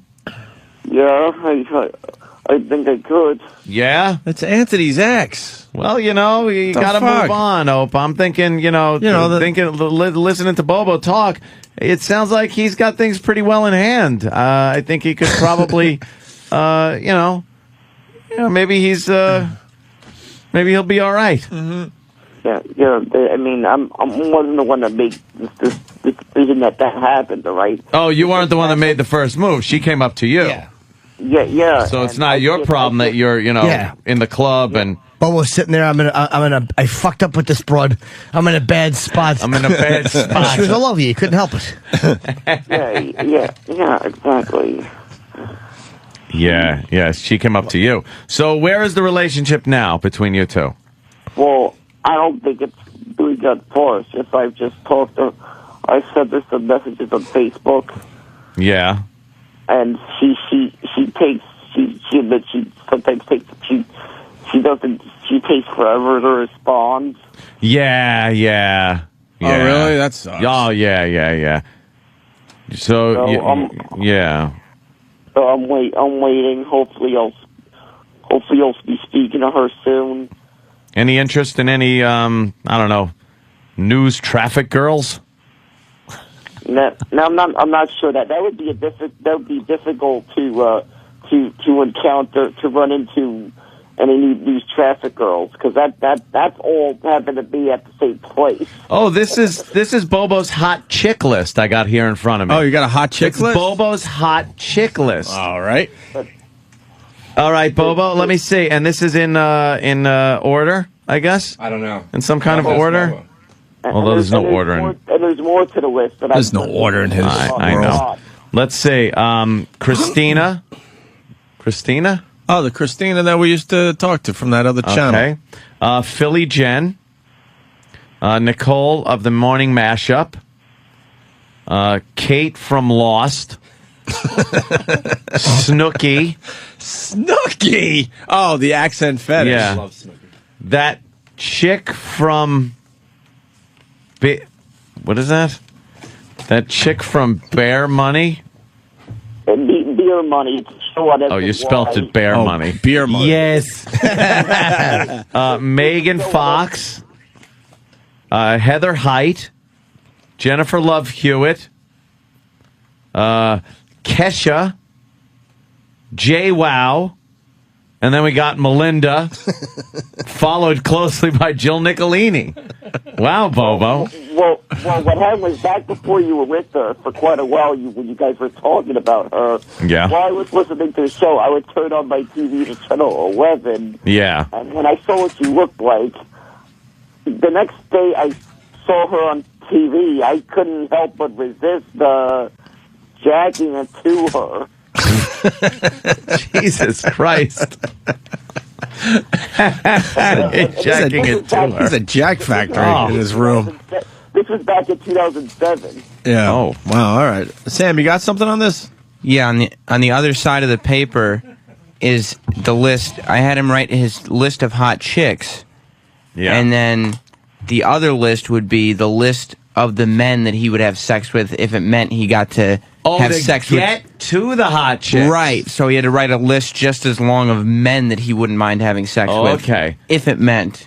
Topping off the female list was intern Jill, former intern, Lily, and then Amy Schumer is on that list. Amy actually probably would in a drunken fuck Bobo. binge. She's actually talked about him. Yeah. Yeah, you really should pursue Amy. Pursue the Amy Schumer thing, Bobo.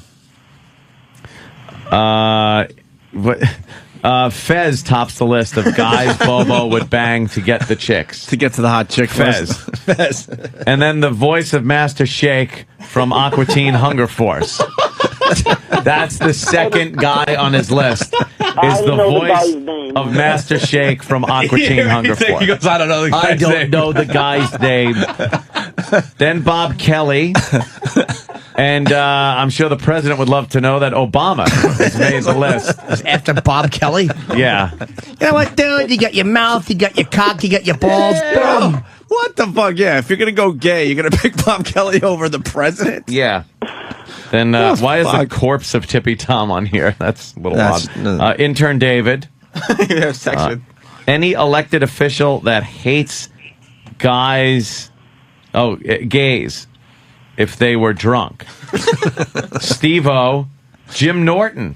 Jim Norton made the list. Jim Norton. For him, I would dress in drag. George W. Bush. Governor Patterson. He wants to fuck a lot of politicians. Mustard. And then any gay guy from TMZ. There you go. That's Bobo's list. We got a picture of Master Shake on the screen. Oh, that's Master Shake. Who does he? The voice of Master Shake. Yeah, I know. Who does he look like? He looks like any IT guy. Yeah, that's pretty much right. Wow. So, all right. You know something, Bobo? I think I'm going to put in a good word for you with Melinda. All right. I have a follow-up, too, by the way. Oh, do you? Yeah. I didn't realize that I got an email to the real Jim Norton from, it says, apology for the behavior at Caroline's. Hey, Jimmy, I definitely owe you and your buddies an apology for the way I was behaving this past Saturday at Caroline's. I was the belligerent guy that came with Bobo. Normally, I'm well-behaved, but we had a long day of drinking starting before the Met game earlier that day. Please do not be mad at Bobo. He called me today hysterical because the studio has suspended him again due to my immature actions. How would he get suspended from a place you don't work? I should have known better, and this is my apology for acting like a bad fan. Sorry, man. Hope this clears shit up for mine and, more importantly, Bobo's name. P.S. I would have called the show and apologized there, but didn't want to bring down the mood. And he signed it, the ashamed of himself fan, Jonathan. So he was drunk? All is forgiven. Jimmy All is is forgiven, just Bobo. such a good guy. But that's a guy who realized he was just Fuck too... him! Nah, he was just too drunk. It's all right, Jonathan. You learn Bobo's just a good guy. Poor Bobo. Decided that he would punish himself and not get a nice ride home. See? I'd rather take the subway, he said. And wait for the Q18, was it? Yeah, the Q18. The Q18 for over an hour. All right, Bobo. I Facebooked you back, by the way, Bobo. All right, I actually read that message. Oh. You know, Bobo, know what I'm thinking? Free appetizer for you at F.H. Riley's. Wow. Thanks, Opie. Not free dinner. Free appetizer. Just an appetizer. Just an app. On me. And, Bobo, I'm going to make sure Melinda gets back to you on the Facebook there. All right, no problem. Be sure she leaves her number. Oh, well, I'm so... oof. You know what? Why don't I just give it to you now? Is Melinda acting or something? What's going on? What is she doing? Well, that wouldn't be a good idea, giving me a phone number on the air. Well, that really wouldn't be. And would it's not my place, but I'll pass the message on. And I'm sure she'll get back to you. What do you think as far as a date goes? Would be quickly, what would be a good date night for you guys? Where would you take her? Since the Jim Norton comedy thing didn't quite pan out. Well, there's a few places. There's a few places I could take her. I was looking on her Facebook. For one thing, I noticed there was pictures of her at a Met game. And she is a very big Met fan. Oh boy, and so is Bobo here. I was thinking maybe if I can get if somehow someone could get a hold of tickets to a Met game for me, I could bring her with me to a Met game. Oh, how would you get her there? Well, I would. Well, depends on where she is. If there's a way she could meet me somewhere at the Woodside train station. Oh, so then you two would take the train. Didn't you guys take limos together? Yeah. Man, I can't afford a limo. We went to Mets-Yankees World Series.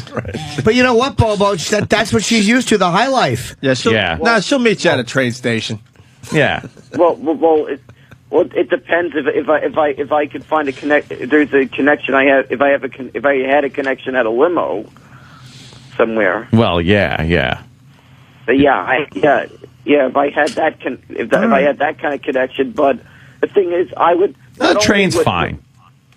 Yeah. If she has to hop on if she could hop on a Long Island Railroad, meet me at Woodside Station. Exactly. Meets you at Woodside, and then you take the train. Where do you take the train from Woodside? You take the 7 train to the stadium, right? Yeah. I take the 7 train to the stadium. Right. Oh, okay. And I'd actually be nice enough, even after the game, I would escort her all the way to her house. Oh, you would? Yeah, I would. Well, that's very nice. Do you think you'd be invited in? Yeah, if everything went okay the day, like if I treated her okay, I would. If she was okay with everything I did for her at the game. Yeah, invited in for maybe a nightcap, a little after game drink or something like that. Nightcap. Yeah, exactly. Like, for example, Larry Tate. If she like asked you just keep talking. Yeah, of course. Yeah, like Bobo, can you get me a hot dog?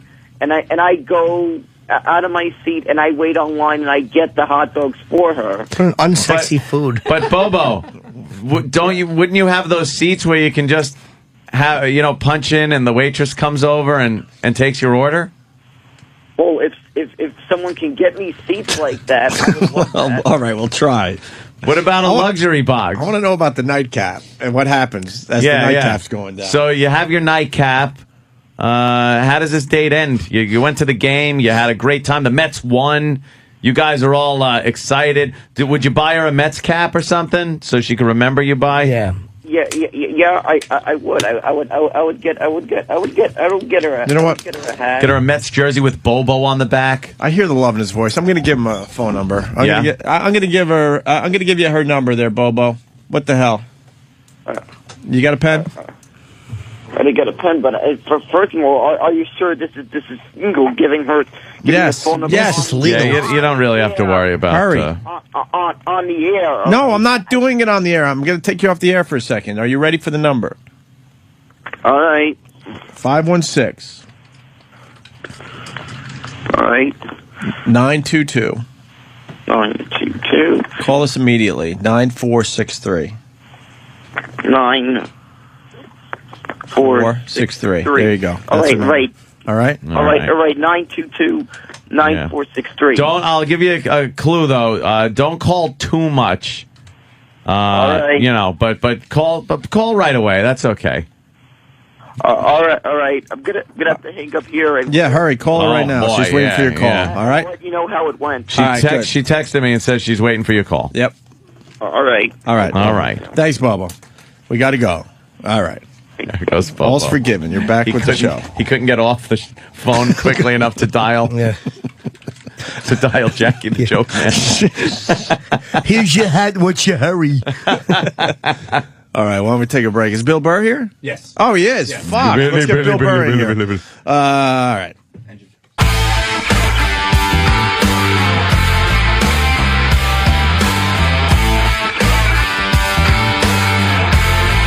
Bill Burr and Jim Jeffries making their way into the studio. Got to go to Sean in Rochester real fast. It is, Sean. What's up, Shawnee? Hey, guys. Hey. I was just watching a Today Show, getting ready, and some 13-year-old girl just said cunt twice to Meredith. Yeah, it's coming in a lot, so I guess it happened. We're trying to get the audio. What was the circumstance? Like, what happened? They're talking about I guess some girl got beat to, like, half to death over a text message. Yeah. And they were asking her what the text messages she saw said.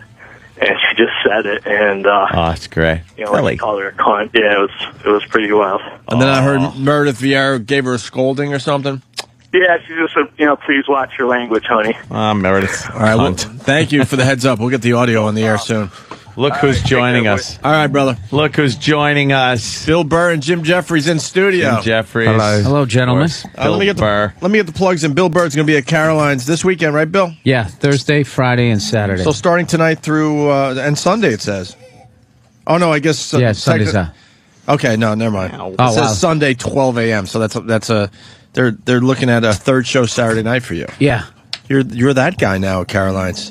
Yes, I am. They're working me like a dog. Holy shit! No, they've always had the third show, and like 25 people show up. Like, let's get through this quick. What's the deal with everything? Good night, everybody. You feel good because you got 2 sold out shows, so they go, look, let's go for a third. Yeah, and no, they have to ruin it all. It's kind of one of those things. Somebody finally told me that just do 3 on Saturday rather than doing the 1 on Sunday because the same 150 people show up. That's a good idea. You know? And then Jim Jeffries is at the Stress Factory starting tonight, right, Jim? Yep. We want to know, are you drunk? No, I saw your tweet about 5:30 in the morning saying I've apologized to all of you individually for the last time I was here. I apologize. Great. Yeah, I watched about 5 minutes of it back on the internet. Now I gotta say, because I did come in last time I was here, I was plied with so much drugs it was unbelievable, right? And I had a girlfriend at the time, and then I was hitting on that thing, so I lost that girlfriend. And because people kept on putting it up on the fucking internet, like this whole thing of me just openly saying I'm on drugs and then I shagged some bird or something. And I was actually writing to people to get it taken down, but they were putting it up faster than I could put it on. There's no fighting the internet. There's no damage control on the internet. It's over. Once it's on there, it's done. Damn, his bird spreads like the plague. But I was a mess, and I'd like to openly apologize for the last time. Oh, I don't even think one's necessary. So you are did a sober. great job. That's a drag for everybody. Yeah, that's what people want to hear me wasted now, don't they? It was a lot of fun last time. He's apologizing for great radio. I know, right? Yeah, right? Yeah, sorry, I made your job easy. Thanks for apologizing. Jesus. Bill, the Gary Coleman photos, someone was telling me you're all pissed off about that. E-Rock was telling me. Oh, no. Yeah, he just told me about it. I didn't follow that. I was real depressed when he died. Yeah. We had him on, man. It was depressing. My age, just to know, even with kidney failure, somebody could die at that age. Kind of freakish, yeah. Yeah, not just. But it kind means of that you've got a better chance. No, I understand, but you know what I mean? Yeah, it's just still like I thought that there was going to be he was going to have the Travolta comeback, you know, like Tarantino would somehow figure out how to make him a badass. You know what I mean? You have the 2 chrome guns, and all of a sudden, you know, Gary's back. Bring in the midget. Coleman. Yeah. Some of the medical breakthroughs, they could grow a couple kidneys in like a petri dish. Yeah. Stick them in there. But obviously his wife was a right cunt, right? Oh, yeah. Yeah, something's going on with she's her. got to be. Like that whole 911 call where she's just like going, don't, and she goes, I suffer from seizures. I'm very suspect of her, by the way. I'm very suspect of this whole thing. I heard Opie already called that maybe she was involved. No, Anthony.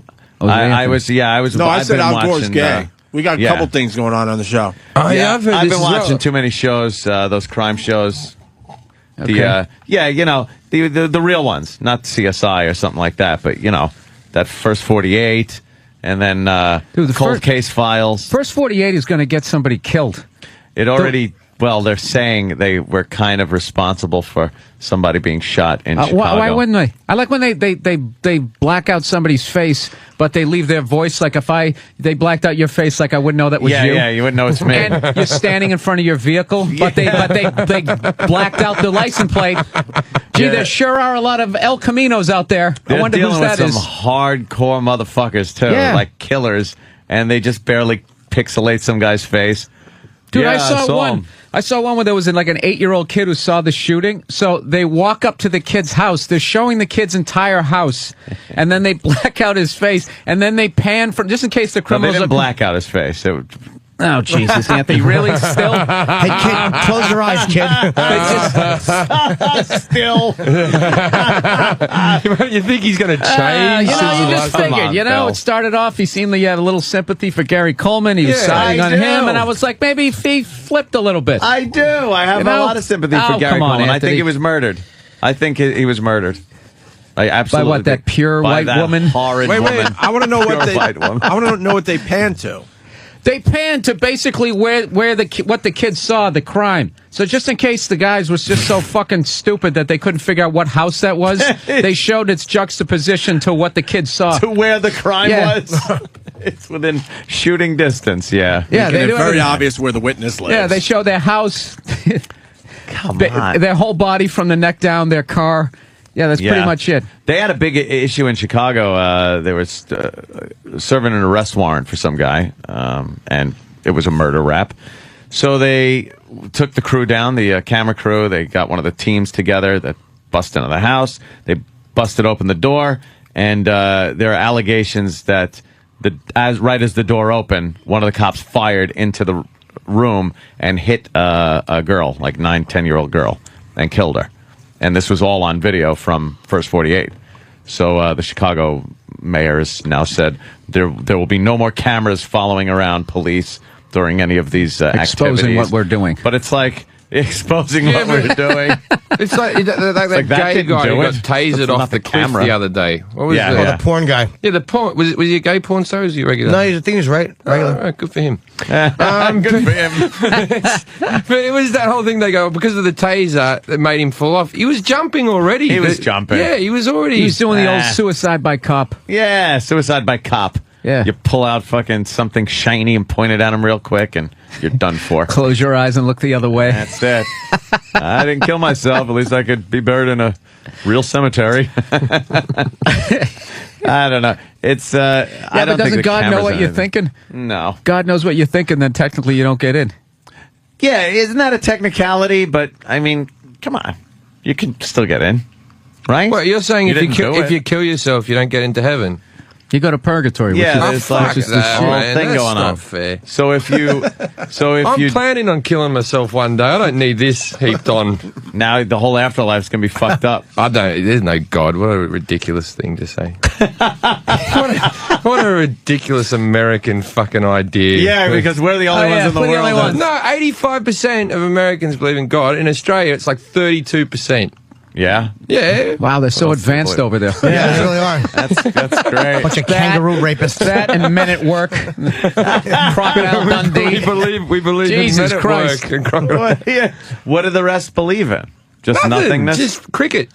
Cricket. Yeah, I don't know. it? Just, casual racism. You don't believe in, there's not a big religious thing going on down there, huh? No, it's too hot for that type of activity. Too hot for that, yeah. So you just think it's just blackness, nothingness? I just think, of course, when you die, it's like... over. Yeah, it's like before you were born. Before you were born, same thing. No, you become part of the earth. Yeah. That's what we're supposed to be doing. Physically. We're not supposed to be putting caskets. You're supposed to go on the ground and become like a fossil fuel or like limestone. You just get impacted down. Yeah, I and think after a while... You make a canyon. No matter what it is, it kind of happens, right? Even if you're in a casket, 1,000 years ain't going to do it, but maybe 10,000, there'll be nothing left. You should get burnt when you die. You shouldn't get put in a casket and get... Put them in the ground, enrich the soil. No, burn and then just scatter ashes, because if you put someone in a fucking box under the ground, people are going to keep coming along. We're going to run out of ground space. It's just common maths, right? Yeah. But also, it's people don't take care of the gravestones after the kids. Grandkids don't give a fuck. They're never cleaning up the tombstone. As time goes by, you only get one generation of care. You get one more generation of care on your tombstone, and after that, you're a fucking nobody. The grandkids ain't picking weeds out from there. No one cares. No one's cleaning that thing. Cleaning up the That flowers. is the God's honest truth right there. Yeah, and if you didn't have kids, you don't even get a generation. You get fucking nothing. You get till your brother dies. That's true, because you go to a funeral, you go to the cemetery, they plant whoever you're fucking planting, and then when you're walking out, you look down at some of those headstones in there. They're pretty old. Yeah. And no one's been in front of that thing with any emotion for fucking years. Some creepy historian. Yeah, that's it. Looking you up in the town records. He was a cobbler. He was a cobbler. That's exactly it. No one cares, though. There's no caring, kneeling by the grave and talking to it, and you meant so much. I'm saying you shouldn't even go in a casket. Just stick you in the ground. In the ground, like raw. Yeah, grow corn over you. My friend died when I was... some snow peas. When I was 16, my best mate died in a car accident, right? Oh, that's tragic. But that's what happens. Every teenager has a story where someone at school dies in a fucking car. Yeah. But then he used to surf every day, so his mum said to me and his other mate and his brother, said, all right, look, go scatter him out at the beach where he surfed every morning, right? So we swam out with this bag of ashes above our heads, like all crying, you know. Swam out in the water and made a little circle and said, goodbye, Nick, you're our good mate, see you later. And then we cracked the bag open, just fucking covered in ash. We went out with such emotion and ran out like fucking, oh, get it off me! Get it off me! Yeah, this is his essence, man. We're gonna pour it in the ocean where he was happiest. This is what's him. It's his essence. Ew, motherfucker! You inhale his femur. It was all over me. Most of him was showered off at one of those little, those outdoor showers. Oh shit! So he just went down with some drainage. That's where he's actually scattered in the sewage system of Bondi Beach. God damn, man. God, that's funny. It's tragic. No, Gary Coleman. Get back back to tragic. I think it was murder. Very tragic. I think it was murder, though. And now they're talking about some kind of blood spatter evidence that just not to. That was just his kidney fucking rejecting. There's something going on there. They're looking into it. Somebody's going to get arrested. I think she has no little black emotion for this guy. She's a chick. She'll get away with it. Yeah. She'll do that thing where they put both their hands right above on their breastplate. And they just get out of it. That's all they have to do. I didn't know that strangling him was wrong. Like this. They just I was in the kitchen and it's like all those wives are like mob bosses, like they have no fucking idea. I thought he was a baker. Really? Really? Is that what you thought he was doing? Yeah, no mob boss wife ever goes away for anything, and they know everything that went on. It's like you didn't wonder how a baker drove a Bentley? How did it not occur to you, stupid? I am Enzo. Oh, fuck. Did you see the bedside photo, though? I saw that. She leaned in, Bill. Did you see the photo? Like she's taking a shot with it looked like Jimmy with Ozzy. Coleman's got all the tubes and everything. He's on his deathbed, obviously. She leans in for the photo like it's she's for doing her the Facebook same page. leaning that you do, Did she do when the you peace sign? when your friend's fucked up drunk on the couch and you take the photo like Exactly. Faggot on his head. Yeah. Snap the picture. There's a cock with a little piss there. Put your ball bag next to him. The thing is, he looked even smaller when he was dying. Yeah, he like did. His face, he looked like he got younger at the last moment. It was. I said he looked like a preemie baby. Yeah, like a preemie baby. Yeah. What's a preemie baby? Premature baby. Yeah. Oh, a premature born baby. a bit early. And then they got all those tubes. They're always wrinkly little Benjamin Button-looking fucks, aren't they? Premature babies. Like, how many times have you seen them in the incubator things and thought, just fucking slap it on the back of their head at the end of the table and start again? It's not like you even wasted 9 months, darling. It was out in 5. Get over it and move on. Shit. What the fuck, dude? Darling. Out in 5. Oh, damn. Wow. I'm not even drunk this time. You're talking about graveyards. I got to get this guy in the line. Justin in Tampa. Mother drags him to the grave of who, Justin? My 6th great-grandmother, like great-great-great-great-great-great-grandmother Phoebe. Why do you guys got to go to her grave? What's that? Why do you have to go to her grave? I have no idea. It's kind of in a similar cemetery as my great-grandparents. Because what do you mean? Without her banging without a condom, he wouldn't be there. That's basically. What do you mean kind of similar? Either it's the same one or it's not. Because all cemeteries are kind of similar. Right. How's the keep around the gravestone? Is it good? Yellow. Holy shit, what a waste of fucking time that was. What a waste of fucking time. How old is he that his mother takes him? I wanted to know, too. How old the guy is he? We had a couple questions. Maybe his phone crapped out. Who knows? Whatever. Yeah. It's fine. Yeah, I know. How old is that? What does it say? Wonderful mother. Great slave owner. She only whipped them when they were bad. Great slave. Had 7 kids, died at 16. A pioneer. That was really something back then. God damn. Oh, that's good. All right, we'll go with an Ash story. Peter, help me out. That last call sucked. Peter in Jersey. Hey, how you guys doing? I was talking about Jim. You're hilarious. I saw you in Fucksville, Pinebrook. But I'm a pilot. I manage a flight school up here. We were dumping ashes over a college in New Jersey. We open the window, we let him go. Half the fucker blows right back into us in our hair. Shit.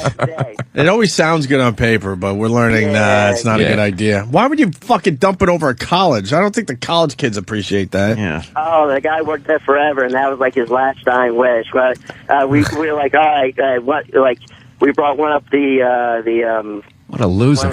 Your whole life, fucking life, and it's a college. Right on. I would have been an urn. Yeah, just what was his sitting there, hobby? just annoying people. I sucked at everything, and I mowed lawns. My father.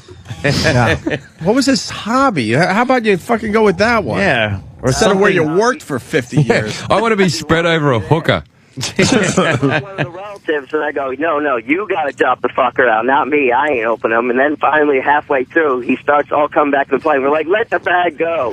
So I'm sure. Did you say let the bag go? Yeah. I thought you said let the fag go. That's a hell of a last the wish. ashes, 90% of it's coffin. Because they burn the box and everything. And then they just give you a portion of it. It's not the whole thing. Yeah. Why don't they give you the whole thing? Then they grind it up. It's a garbage bag of ashes. Well, that's creepy, though. Where's the rest of the ashes? They give you a little box as a, like a get a shoulder and a butt like a cheek. party. Right. It's like going to KFC. Let me get a two-piece. Also, Where's do the you rest of think this they chicken? clean it out after each burning? There's fucking, you're getting a bit of someone else's uncle and a bit of someone else's A lot of people like to think that they got the whole fucking body in their urn. You're ruining it for everybody. They don't. Well, why was my friend this big and then my grandmother was much bigger? Like, how the fuck did that work out? Just more ashes, right? Yeah, he was much taller They give you than more her and ashes everything. for your buck. It's the breast. So all the It makes a lot of ashes. so all these people with urns, they only got part of their loved one in there. Yeah, they've only got part of their loved one. They've got part of someone else's loved one. I'm trying to, because they don't. It's not like they clean that oven out. They just scrape a bit from the end. Yep. Of course they do. All right, thanks a bunch, guys. All right, I'm sure you're right, but we don't want to think that about it. And they run the bones through a grinder, too. Like they grind them up a little bit. I think they just put the coffin in and just fucking light the bastard up. Wait a minute. What do you mean? Because the bones don't. Do they fillet you and then they just? Well, no, they burn it, and then like what's left, the bones don't really burn. So they gotta grind it up. They run it through like. What do they do with that? That goes in the urn also. See, I'd give them to a dog. I wouldn't mind if a dog was eating my bones. Yeah. Yeah, I like wouldn't mind big that. femur in his mouth. They reckon that so many wankers think that they can donate their skull to the theatre, and then when they do Macbeth, that my skull will still be performing. You know what I mean? Performing. But there's so many cunts that are doing this. The theatre companies around the world are like, no more skulls. We've got enough skulls. They open a door and there's fucking 1,000 skulls in a little room. Every fucking posh cunt who's ever wanted to be on the stage. It's like the tunnels of the Khmer Rouge. Wow, bravo. Indiana Jones scene. Looks like the guy opened up his own skull store or something. Let's say hi to Tommy in Chicago. Chip sucks. Hey guys, what's going on? Hey, buddy, congrats on your Blackhawks. Did you watch the hockey, Bill Burr? Hold on a second, Tommy. Yeah. It was a good series, right? Yeah, it was great. It was great. I thought I was going to go 7 just because both teams had waited so long. I figured they'd torture their fans all the way to the end. One more night. Even the way they had that was the weirdest celebration of an overtime goal ever. Like no one even knew it was in. Like, was it in? That's what they was saying. It was like dead silence. Yeah, because they didn't fucking. Yeah, watch the Blackhawks. Like 3 of them stay on the bench. Like, is this like some sort of like practical joke? I'm going to start freaking out. And then they literally had to regroup to celebrate again. Yeah. Instead of just having that moment happen. But that is the naturally. biggest stunned silence I think I've ever heard. Yeah. They shut everyone up. The light didn't go off and no one called the goal. But I just mean it was just dead silence. What the fuck happened? All right, Tommy. Yeah, so I was like 6 or 7 years old. I was out in South Carolina, and my dog had died, so I brought the ashes out to throw in the ocean. And I was like halfway out, like up to my waist, and I went to go take a big handful of ashes, and I threw it, and just then a big wave came back and knocked all the ashes back into my face, and I swallowed some of the water with the ashes in it, which then caused me to gag. So then I vomited. Then another wave came in, and I swallowed my own dog vomit. Is that real? Are you something like a fucking one of those Max Tucker stories? Something like a Benny Hill sketch. Why did you? It's not real. Why did you burn the dog? Why didn't you just bury the dog in your backyard? Like, did you burn it yourself, or did you get someone? We we went to, it had to get euthanized, so we, the vet sent it out to get it. Why My don't you mom just, was you know, really into the dog, so she kept a little, like, keepsake urn of it. Bury it in the yard. Yeah, bury it in the yard. Little you want your- feller. you want your That way dead you go pets out in and your touch the yard? rock. Just put it in a sack, throw it in the river. People overcomplicate things. Yeah, they certainly do. How mean were people back in the day when they had that big litter and they couldn't have the decency to choke them out? Oh, God. They'd stick them in the sack with the rock. Well, I would just drown them. Yeah, I love how you drown 'em. say That's in the day. best way. People still do that, though. It's the most People get humane caught way is to every drown year. There's 'em. always But some I mean, cunt there. it was just I don't know. I watch cartoons. That's my that's my like history. Like, I don't watch the History Channel. I always see that in the old cartoons. Somebody does that, and then the cartoon cat crawls out of the top Yeah. and does something heroic. Why do you gotta fuck with my reality, Gets Jim? revenge. You want to know about a company that turns your dead loved one into a diamond? Into a diamond. I think I've heard about that. Yeah. You have heard about this one? How can you make a diamond out of a dead? The creepy people are the ones that get their fucking pet. Sounds like this came out of Germany. You've seen the pet Yeah. ones, right? Yeah, they freeze dry their Freeze pets. dry the pets and then put them in a position like they're just No, the sleeping. taxidermists do it, It's don't they? fucking- And they Yeah, reckon yeah. like it's always action, like it's hunting. They Or do it that could be one or sleeping, so Yeah. they could just lay there and look at him and go, "Oh, he's sleeping." But it's never the licking his own ass position. If you're gonna do it, you might as well go. Dude, you know that they basically Todd. they peel the whole skin right off. Like there's no, I don't know what I used to think was in there, but there's nothing. Oh, it's like a framework of just wire and wood and just shit like stuffing, that. isn't it? Yeah, Just no, but cotton. they I know a dude was telling me this horrific story about shooting a deer and actually just saying it was the worst thing he ever fucking did. Yeah. Like he shot the thing, he was so deep into the woods it didn't even have any fear of human beings, so it was kind of walking up to him, and then he shot it. It jumped straight up in the air and did like a 180, ran away, and then like 50 feet away was going like, like fucking making like these human noises, dying. So then they take it to the fucking the meat market or something, and this guy comes out, you know, the whole Texas Chainsaw Murderer guy comes out, and he just peels the skin, the whole fucking thing right off. And he says there's all kinds of maggots and bugs inside the fur. It's fucking gross. While it's alive, it's got that in there? Yeah. Well, I mean, it's not like they don't have those flea collars out there. Are you in the, allowed to taxiderm a human? Is that legal? Could you? They've done those. Theory, you could do They've it. done those shows where they use some kind of epoxy. Yeah, but shit. that guy who does it in the museum. Yeah, in the But I'm museum. saying, could you get grandma, fucking peel the skin back, I stuff don't the think you bitch, could and do then that. put her at the end of the dinner table? I don't think you can do that. Like On our just, hands and knees with her pussy up in the air. Never explain it. Improper disposal of a body or something law. I'm sure there's a law against it. You can't just have your own grandma stuffed at the end of the table. Let's go to Todd in Lancaster. Todd, fucking baby powder She's your her every grandma. day. Yeah, he's going to explain the diamond thing. Todd. Hey, yeah, how you Tad. doing, boys? Happy Hey. birthday, Jimmy. Yeah, they take your body and they basically squeeze the shit out of it, and they make a laboratory diamond out of it, like under extreme pressure. It's fucking crazy. Well, they burn it first. Could you just bring that down to regular guy terms? Yeah. That was a little too technical for me. Yeah. Oh, you didn't like to squeeze the shit out of it? Squeeze the shit out of you and those other crazy fucking shit. Make a diamond out of you. I'm so, you really ran us through the process. I'm so glad you explained it for everybody. That's the only reason you're on the show. You know what, Phil? You're right. Dumb it down for us common people. All right, boys. Jim Jeffrey rules. thanks, man. Jim Jeffries Or will be at the Stress Jeffries. Factory starting tonight. Jim Jeffrey. Jim Jeffrey rules. He said Jim I've never had that Jeffrey. one Well, before. Jim Jeffries is also banned from a radio station, I have learned. Oh, you've learned And it. also, you got the Jewish folks. I've upset the Jews of Kansas. That's got to be 7 people. Yeah, right? How many of them are out there? I'm recording my new DVD in July in Britain, and I've called it. Kike Smash. No, it's Pretty much. Pretty much. It's called Alcoholocaust. Right? Which I thought is a nice little name for a DVD, Sort of a right? play on words. Yeah, a little play on words. Alcoholic. And it turns out that the Jews think they own the word Holocaust, and no one else can use it. And I said it was a word before then, and you know I'm not referring to any Jewish routines or anything. And then I may have said it's been 65 years. You got to get over things, and that might have upset. That's the one that does it. That's the one that because did it. any white supremacist would say the same thing. And I was Get over I it. was only being a dickhead and being a bit flippant about the whole thing, and I don't mean that. I'm not an anti-Semite or anything, but the Jewish community. You have went for the gotten- joke in that moment, and then they decided to take and then it they seriously. decided to take it seriously, and Yeah, so that's that. That'll never hurt you in show business. Packing the juice. It's a good move. What did they do? There's no blowback on that, is there? No way. It didn't hurt Helen Thomas at all. Right. Helen Thomas knew 10 presidents, and she fucking walked her career over that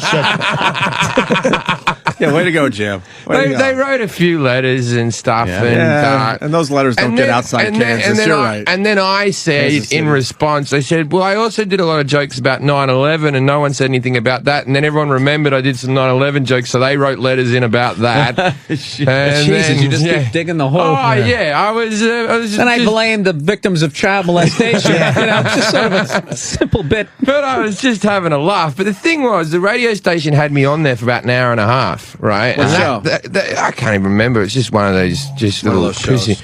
Johnny Dare's the other one I do over there, and he was Blumberg fine, and Weinstein show. But no one said anything, and everyone was laughing. Then after they get the letter, now they're like, "Yeah, we were appalled as well by the whole fucking situation." phony. But they're afraid for the gig. We were in such shock that it was delayed, Paul, and it came. Our shock came out in laughter. Yeah. And encouragement. And so we Table pounding with anger. left him on another hour on the show, So I did a joke basically, which was the whole idea was the whole idea of calling American sporting teams like the Cleveland Indians and the Atlanta Braves.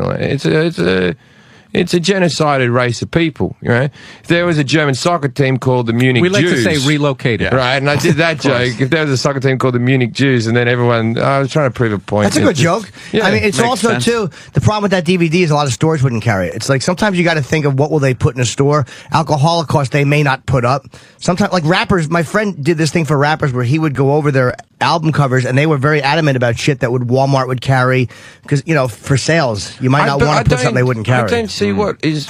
Yeah, I must be a just insensitive bloke. I don't really see the problem with it. I just thought it was a funny word.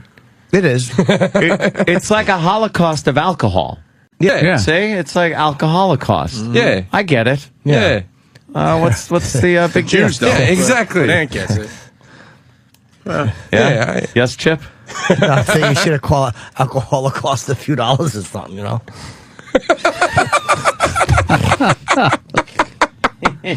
I think Chip is funny. Chip is funny in his own little way. I think Colin Chip's- Quinn loves him. Yeah. Taking him under his comedic wing. We've been listening to you guys. Stop giving Bobo such a hard time, man. Yeah, you don't like that? I feel sorry for the poor bastard. We gave him a life. You know what? Last time he What was. does that remind me of? I gave you life. What, you want your life back? We're God's. Yeah, what is Last We're time where is God? Last man? time I was He had here, nothing before us. I flippantly said that because he'd never been laid, that I would pay for him to go to Vegas and get fucked if needs be. Right. Right. So he comes and sees me in Caroline's, and he says, "Thank you for the holiday to Vegas and the hooker," and I'm like, "Yeah, that's just radio talk." Nah, you're not getting shit. I'm sorry. That didn't happen. You ain't getting Sorry shit. for breaking your little retarded virgin heart, but it's not going to happen. Now, Bobo loves this show. I know he does. He's got to do some stuff for us every once in a of while. course. Like masturbate while his mom's downstairs. I've seen the photos of the cherry dart ass thing. Yeah. Isn't that fantastic? It looks like a crime. Yeah, I think it was, technically. It looks like the first 48. The way you guys blotted out his face. Blur out his face. And Yeah, why did you blur his face out in that photo? Like, that was the thing. Keep his ball Gets a bag in his job. asshole. Nice. yeah, we could have blurred that out. We got the clip of the Today Show. Oh. I guess a 13-year-old was on there What happened? saying cunt. Some 13-year-old live TV. This is Today big show. in America there, Jim Jeffries. Yeah, you can't say cunt on you the can't say air. cunt on TV. You know you can. Well, you can, but you get yelled at by Meredith This whole Vieira. idea that girls hate it so much. Girls love it when I say cunt. Yeah. This accent, man. Well, I'm the telling you, accent's endearing. They love that. They just think that I don't know better. I know better. Yeah. I know better. They It just think- sounds friendly when you say it. Yeah. If you're from Brooklyn, not so much. Yeah, there's a difference between you little cunt and you fucking cunt. Hey, how you doing, cunt? He's a bit of a cunt. Fucking cunt. Yeah, see? Such a fucking cunt. It is. It's how you say it there. But she said it on TV, and Meredith Vieira was not happy. Can we go back to March 17th, that day that those text messages were exchanged between Josie and Wayne? You were in school with Josie. You heard about the texts? You saw them? I only saw 2. You saw 2. Did you see the one where he threatened her to kill her? No. You did not. Which ones did you see? The one where she calls him a rapist and she calls him a cunt. I mean, he calls her a cunt. Twice. I love how she thought the look was she had the wrong pronoun. Yeah. Oh, I'm sorry. I mean, he calls her a cunt. Sorry. Remember, see what is so offensive? Where are they conditioned to think it's offensive? She just called him a rapist. That is a way more offensive thing than him calling her a cunt. Exactly. And one may explain the other. Yes. and then Meredith Vieira is outraged. Why don't you see ahead of time what these fucking text messages say? That is great. What the fuck? Yeah. There's no little I'm sure it's pre-interview right in with this front girl. of you. I think rapist and she calls him a cunt. I mean, he calls her a cunt. We just have to be careful with our language a little bit. That's all right, sweetheart. I think I just got an erection. Yeah, that was damn you gotta sexy. be careful with the language, sweetheart. Fucking I will. You asked her, what did it say? It's true. Yeah, kid doesn't know the FCC. She's 13. Yeah. Right. No idea you can't say cunt on television. She called her the C word. Yeah. That's what the kids not going to do that. That girl has not a clue about, like, rules and regulations of broadcasting. Of course not. Why would she? Amazing. She just knows about little friends calling each other cunt. Fucking bullshit 13-year-old crap she's got to deal with. Meredith, watch that language. What language? Rapist? Yeah, no, I think the that's cunt part. That's somebody behind the scenes job to read that. She just, Yeah. She's doing what do I got next? Oh yeah, some kid filthy text. Okay, I'm what's gonna going tell on? her. Yeah, I'm gonna tell her to like fucking say what was in the text, even though I have no clue the word cunt is in there. How old was the girl? Like 13. 13. Something like that. Yeah, see, that's 13. It's 13. offensive enough that a 13-year-old girl's on television talking about rape. I think. You call it offensive. Exactly. So the words for it. Yes, legal technicality. Yes. I just, masturbation fodder. Enthusiasm. Goal. Well, I got raped 2 years ago when I was 14. That's some amazing audio. You ever hear that one? What's that? Oh God. The Australian girl. Yeah. God, There's a radio contest. Radio bit gone bad. It's worth playing again if Bill's never heard it. It's unbelievable. What happened? Somebody gets raped? No. No. I don't even want to give it away. If we have the audio, I just want to play it for you. Okay. Hey, don't worry, no one gets raped. Sensitive West Coast Bill Burr. Oh, as opposed to how I was before I went out there? You were a little more angry, I think. Wasn't I always the one going, dude, I can't believe we just did that to that retarded person as we walked out? You remember those guilt walks back to the truck? All right, I do. Yeah, there you go. Yeah. All right. It's fucking ridiculous. Sorry. You can live wasn't in someplace LA for then. 40 years and sit in the sunshine and have one fucking grapefruit, and all of a sudden you care about people? You think I don't have people walking out on my shows sending angry emails? I'm dangerous too, thank you very much. He will prove that at Caroline's this weekend. The Morning Drive, what is this? Station you got banned from? Oh, I have to read all? I ain't reading all this shit. What happened? What a faggot radio station. Readings for stupid people. Yeah. That's right. You're on the Morning Drive on KBEQ. Oh, is that the one that I got in trouble for? It's a redneck country station? I think it might have been a country station. And here's the note from the vice president after your appearance, Mike Kennedy. He's also the morning show host. Oh, boy. Vice president for programming and operations and the morning show host. Wow. Never good. Yeah, you know why? Because there's so many people that are good on talent side and the management side. I just feel I've burned a lot of bridges in my Kansas City radio, deals. Yeah. So I'm pretty devastated about the whole thing. Well, just to let you know, over here in the States, future. that's a real hot market out there. Just to let you know. All American comics are clamoring to get out there to do that Topeka, Wichita run. He writes, or maybe this was audio, I don't know. We all agree the comedian in question, they don't even mention your name. Part of the first part. This is when your jokes stop being jokes, all of a sudden they become statements. Yeah. I became aware of his statements. Wait a minute. No, it was a joke. Yeah, it was a joke. We all agree the comedian in question should not be back on the air with us in the future, and we probably should have had that segment ended much quicker. I was on for another hour. Can you do that if you stand around and watch a rape? Yeah, you know what I mean? Maybe we should end this segment quicker. In hindsight. Yeah, in hindsight, we should have stood there.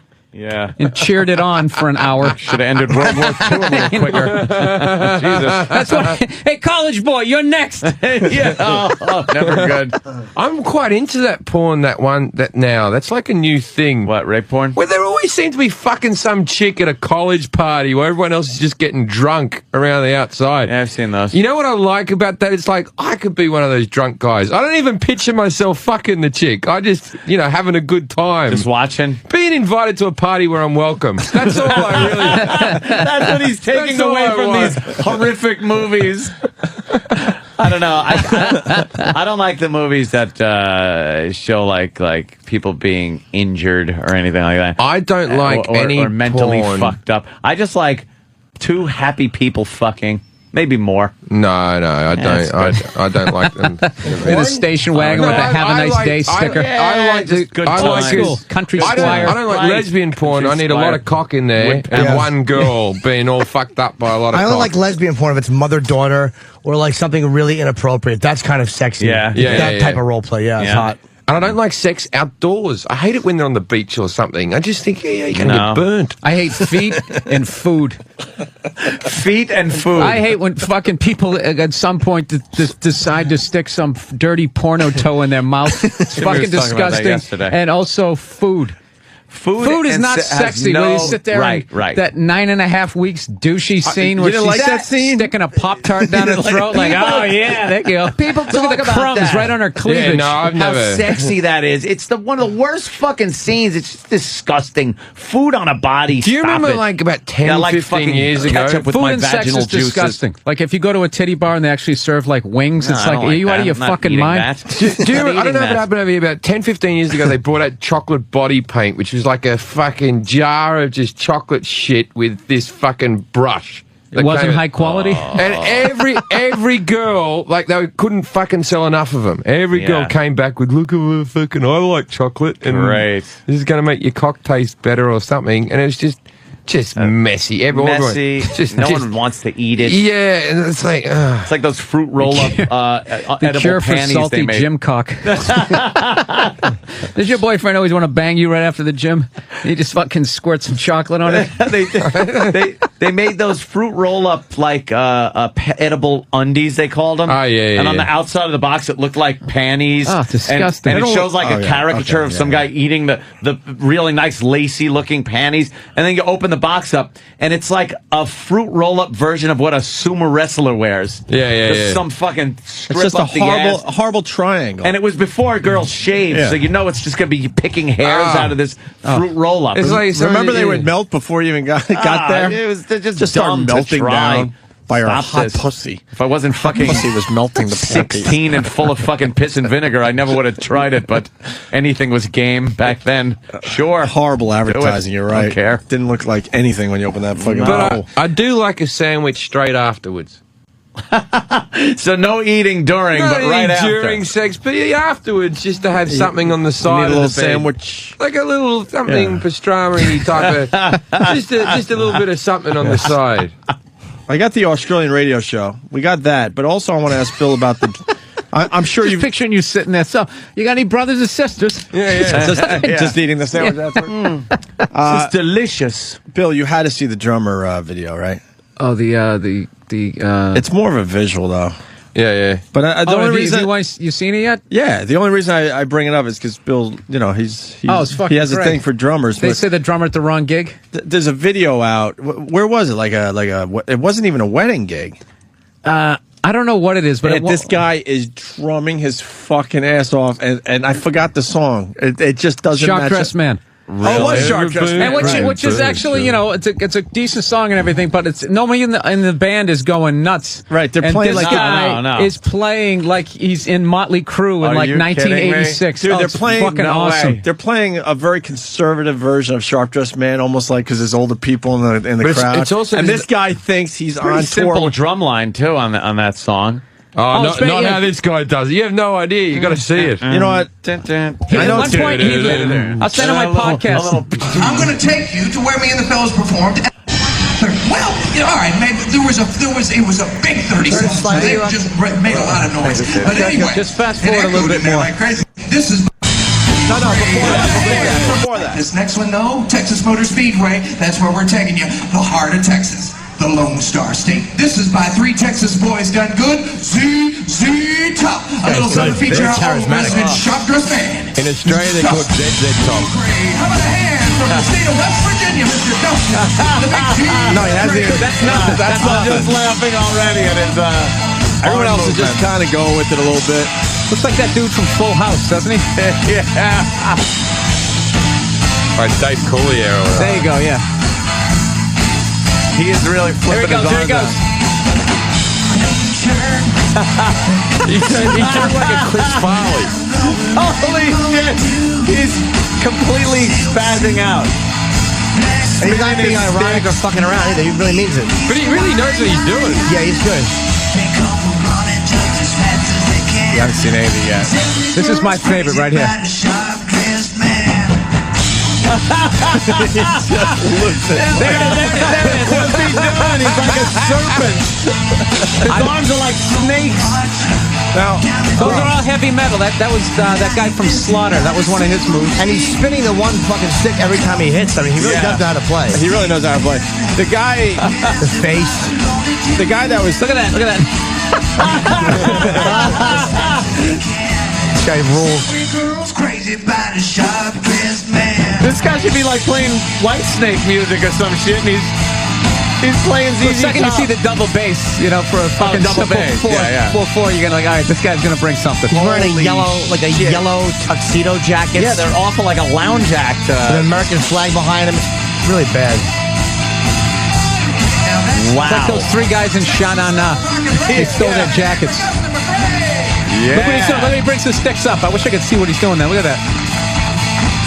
Look at that. This guy knows all the tricks. Oh, he's doing like a robot move? All the 80s fucking tricks. They got another one where he does this move called the Cobra, where he has his arm up like a 90-degree angle. A cobra? As he's playing with his left hand, and then just... This guy's a douche. He has that drummer complex where they hate being in the back and not like one of the stars of the show. He's looking to get some attention. Look at that. He's windmilling. He's Pete Townsend windmilling with a drumstick. Yeah. Look at his stupid lounge jacket getting caught on his arm. His friends must hate these videos. No, but it's weird. The other videos you see, they actually get more involved in, but it's just, he's so fucking over the top compared to the rest of them. This guy's like famous now. Oh yeah, this video is doing very well right now. He did what he needed to do. He made himself famous. How's that cunt still fat? Like he, you know what I mean? You do that for 1 hour a day. You're a thin person, right? You're right. Well, you got to switch it up, right? Is that what they say? You know, muscle confusion. But he does the same shit. Same move. He's got to play the bass every other day. But he is. That's the thing about drummers, right? If you're a drummer and you're in a big famous band, like say something like U2 or whatever, like a big band, you're just a lucky person, aren't you? Really. Sorry, he's now taking his hands and going around the back of his neck with the sticks. It's like Dice smoking. Beat. Yeah. How Dice used to take the cigarette, and put it behind his head. You know what it is? He's probably bored out of his mind. Sure. And said, "Fuck, I'll have fun with this." No, song this on my guy own. was back in the 80s. He was in bands and did this shit and meant it. This guy hated grunge. Meant it. When grunge came out, he hated it. Oh yeah. He was fucking there were chicks in spandex pants with fucking shirts with Japanese letters on them coming up to him at clubs just going, "You really play the drums fantastic." Yeah, that's right, baby. Yeah, I'm fucking good. Now, man. And the guys are doing the guitar thing where they walk over and they both go like up together and then the down together. synchronized neck moving of the guitar. Yeah. These guys are the shadows. hacks. They really are. Hacks. Dude, have you ever gone back? I love this drummer. And this who's the bad DJ intro MC guy? come out like? What'd you say? Is it like an MC or something? Yeah, the MC is like has the same outfit as the rest of them. Yeah, why is he just like the band? No, I think that was the singer. No. He was just off to the side. No, the singer was one of the guitarists. Yes. No, he was like MC, but he comes off like one of those bad fucking. But he's dressed just DJs. like the rest of them. Yeah. Yeah. Hey, you want to do the Australian radio thing for Bill Burr? No band looks good when they all choose an outfit. I got to go pee-pees. So do I. We do have to go I pee-pees haven't made before Iron pee-pees in a Sheik. while. Yeah, I don't Before want to the Iron Sheik. myself like the Iron Sheik. I'm excited about meeting the Iron Sheik. Yeah? I've seen the picture of him in the room where he pissed himself last time he was here. that was One of gold. the best fucking appearances ever by anyone. Dude, the fucking... Just sitting there peeing his pants. He's just a grown man. It's like I was talking...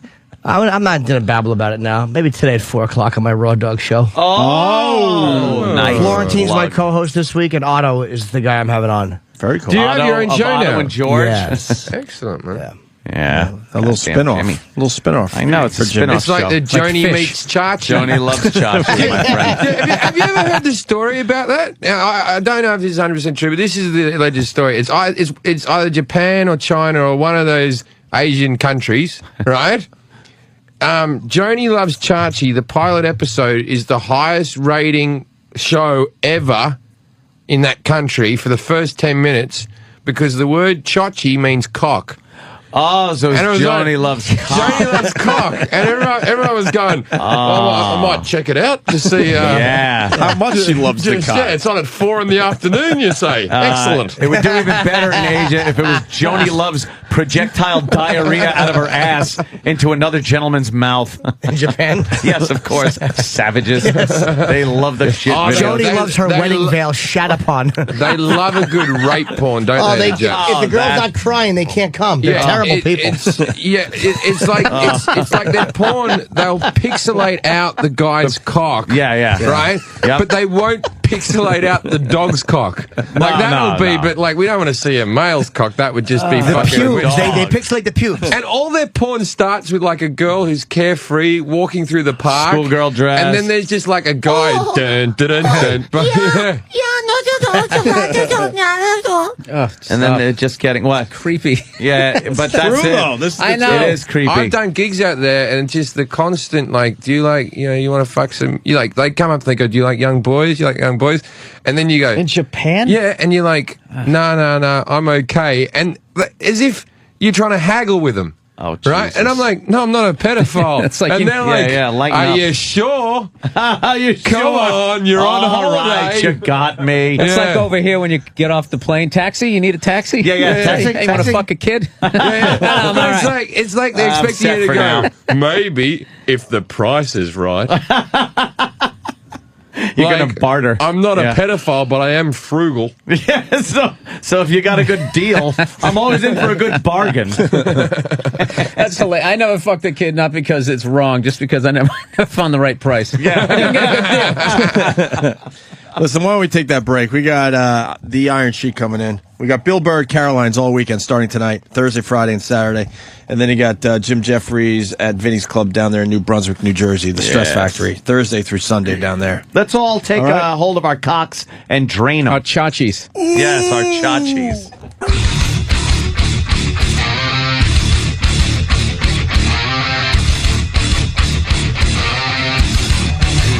Lots going on. We got Bill Burr in studio playing Caroline's. And Jim Jeffries is, wow, he's all over the place. You got the Stress Factory Thursday through Sunday. And then Wilbur Theater. I just saw that you got a sold-out show up there, and they added a second show. They just had a second show a couple of days ago, yeah. So everybody in the 7 o'clock Boston area, let's go. Second show, Jim Jeffries at the Wilbur Theater.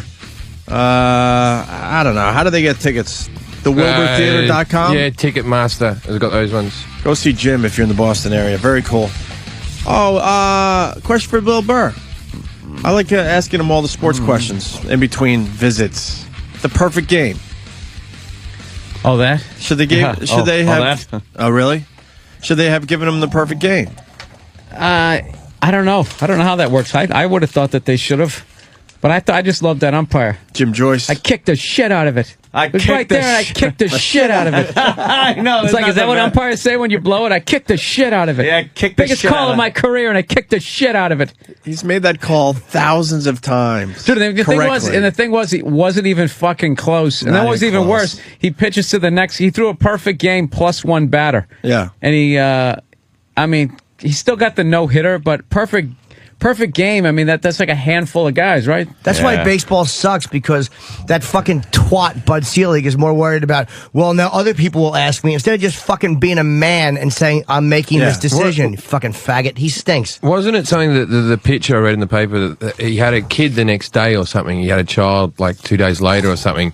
And so there was, the newspaper was like, it doesn't matter, he's won the best prize of them all, right? And I'm like, yeah, maybe he feels that way now, but in 18 years, and that child's a bit of a cunt, he'll be like, God, I wish I had that perfect game. A homeless guy can have a kid. Anybody can have a fucking kid. There's only, what, Throw a perfect 21, game. 20, 21? Exactly. Voss has kids. It shows you how easy that is. He did it at 50. It would have been a great story. It would have been great PR for Major League Baseball. And but people are saying, well, if you do that, then you have to go back to the 1949. No, you don't. You don't have to do No, you anything. don't. I know you don't. Exactly. Just say, look, I'm doing this one time only, and I'm not paying attention to what happened before this. Yeah, but then you open a can of worms and shit. He just really? you So know, close he it. fucked Oh, really? up. He fucked it. Really? So Like- close it. Open a can of worms, dump one worm out, and fucking close the thing. Fucking twat, you the commissioner. Reseal it. Exactly. The worm can is closed, motherfuckers. Yeah, steroids didn't open up any can of worms, right? Right. The fucking Dude, I gotta be honest with you. steroids I haven't been able to watch baseball since about June of last year. It just They're done. I was done. Once Poppy came out, I was just like, forget it. All right. It was a Hollywood fucking movie.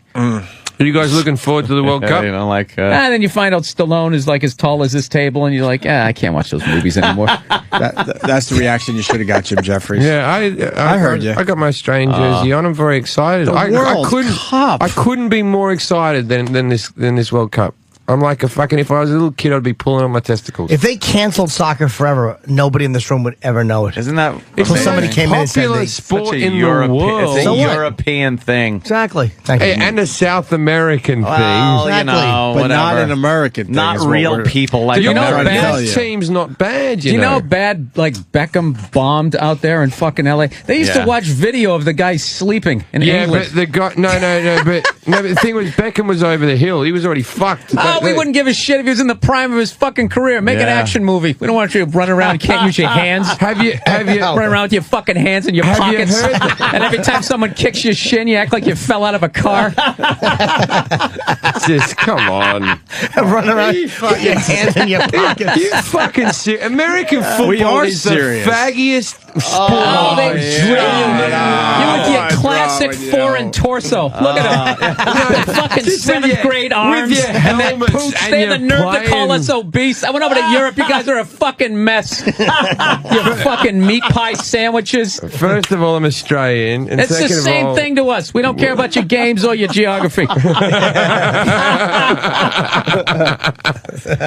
No, I gotta admit, I watched rugby when I was in Ireland. That was the shit, dude. That is just the most bone crunching. It's just guys 240 pounds. You just running look into bad. piles. Have you, And have you it's- ever watched Aussie rules, like proper Aussie rules? I watched that. Yeah. Jimmy Yeah. says Aussie rules all the time. Yeah. Huh? Nothing. Aussie. Aussie, yeah. Aussie. Australian rules football. Aussie. Aussie. Oi, oi, oi. Oi, oi, Well, oi. the cool thing about Aussie rules is it's only played in Australia, and the only game Look how big that a they beer have can is. is that a Simpsons episode. We got so offended in Australia when that happened. We were What? like, The Fosters? we didn't have a sense of humor about ourselves at all. You guys We're- don't even drink that shit, do you? We Foster's? don't drink Fosters. No, it's just something we export overseas. Yeah. 52 Swell. ounce, 16 ounce can. You don't even drink Giant that oil shit can. No, that you you make? can't. You don't. No one The drinks oil Fosters. can. We're Tui's and Forex, and each state and town has So their why are own you beer. fucking giving us your shitty beer? Why? Because fucking we're selling fucking shit to. Selling goods. That's what export's all They're about. exporting. We don't want this shit. It's You like the export all the crap Mexicans. you don't The want. Mexicans Import, don't export. drink Corona, do they? Yeah, then you hype it up like it's awesome. We'll sell to these assholes. Yeah. G'day, mate. Yeah. Huh? Soccer, World Cup. What do you think? They sit down there eating bloomin' onions too? It's a bloomin' onion. Well, if Here any- in the if- Outback. And they have a steakhouse in the Outback, and they don't have to call it, kind of like a Philly cheesesteak. Yeah, yeah. In Philly, you just go give me a cheesesteak. I'm going out to the steakhouse. Yeah, Yeah. I That's the Outback steak, I yes. don't like Philly cheesesteaks. I like the taste of a Philly cheesesteak, but I don't like the Oh, they're idea of it. horrible. I think they're great. Oh, they're good. But I'm just offended that Philadelphia think they're so fucking special that they're the first people to put cheese with meat. Since the dawn of time, someone's had cheese, someone's had meat, they fucking put them in a sandwich. You didn't invent anything. It's not a recipe. Philly loves it. Took it as their own. Yeah. That's it. Give me two Cheese wit, and two meat. wit out. Okay. Two wit. Oh, God. Right. Yeah, two wit. Two wit. I like two them. wit out. Two wit What's out. not to like? It's meat, it's cheese, it's What's bread. the cheese, though? Because isn't the cheese like fuck? It's like Velveeta. processed cheese? It's a squirt to Kraft, whatever. It's not like fucking like sliced cheese laying there. It's horrible. It's not a steak sandwich. The It's cheese fucking might be on the cheap side. steak Okay, 'em. but It's a still steak 'em with delicious. cheese whiz and then like 4 pounds of bread. Yeah. They make it's good not bread like a down I there. do like a good Oh, greasy Philly cheesesteak. I love it though. I love it. wonderful. I don't even like them like Johnny Rockets or something like that. Just fucking, just make them at home. Johnny Rockets. Even at fucking Subway, it's meat, cheese, and bread. Like how can you go wrong? You can't go wrong. Yeah, you can't go wrong. It's like a winning fucking combination. Of course it is. I got to be honest. That's like you can go wrong. There's like those fucking like Bennigan's. Remember that? Where you would just go in there and everything was just. Like, how could you fuck this up? Like, you'd have to try. They could literally make a cheeseburger taste horrible. You didn't like eating a bad burger and looking up and seeing a rowing oar for no reason? Fucking assholes. Stop trying to be interesting. Yeah, with your fucking theme. Yeah. Trying to distract from their shitty food. Oh, look, it's a sneaker with a foot in it from Jaws. Fuck, Great. let's see that. Fucking street signs. You know what? That's good. You look a yield sign. Got soccer fans checking in like crazy. They have nothing to say. But there's something about the United States, though, this guy wants to say, and then we'll Let move him on. say it to his And then fucking we'll move on. shotgun barrel. Joel in Vegas. Joel. Hey, I just heard on ESPN last night that there more tickets were sold in the United States for the World Cup than any other country. Is that possible? That's because we let in too many illegals. Yeah, that's because you got those Mexican immigrants. That's what it is.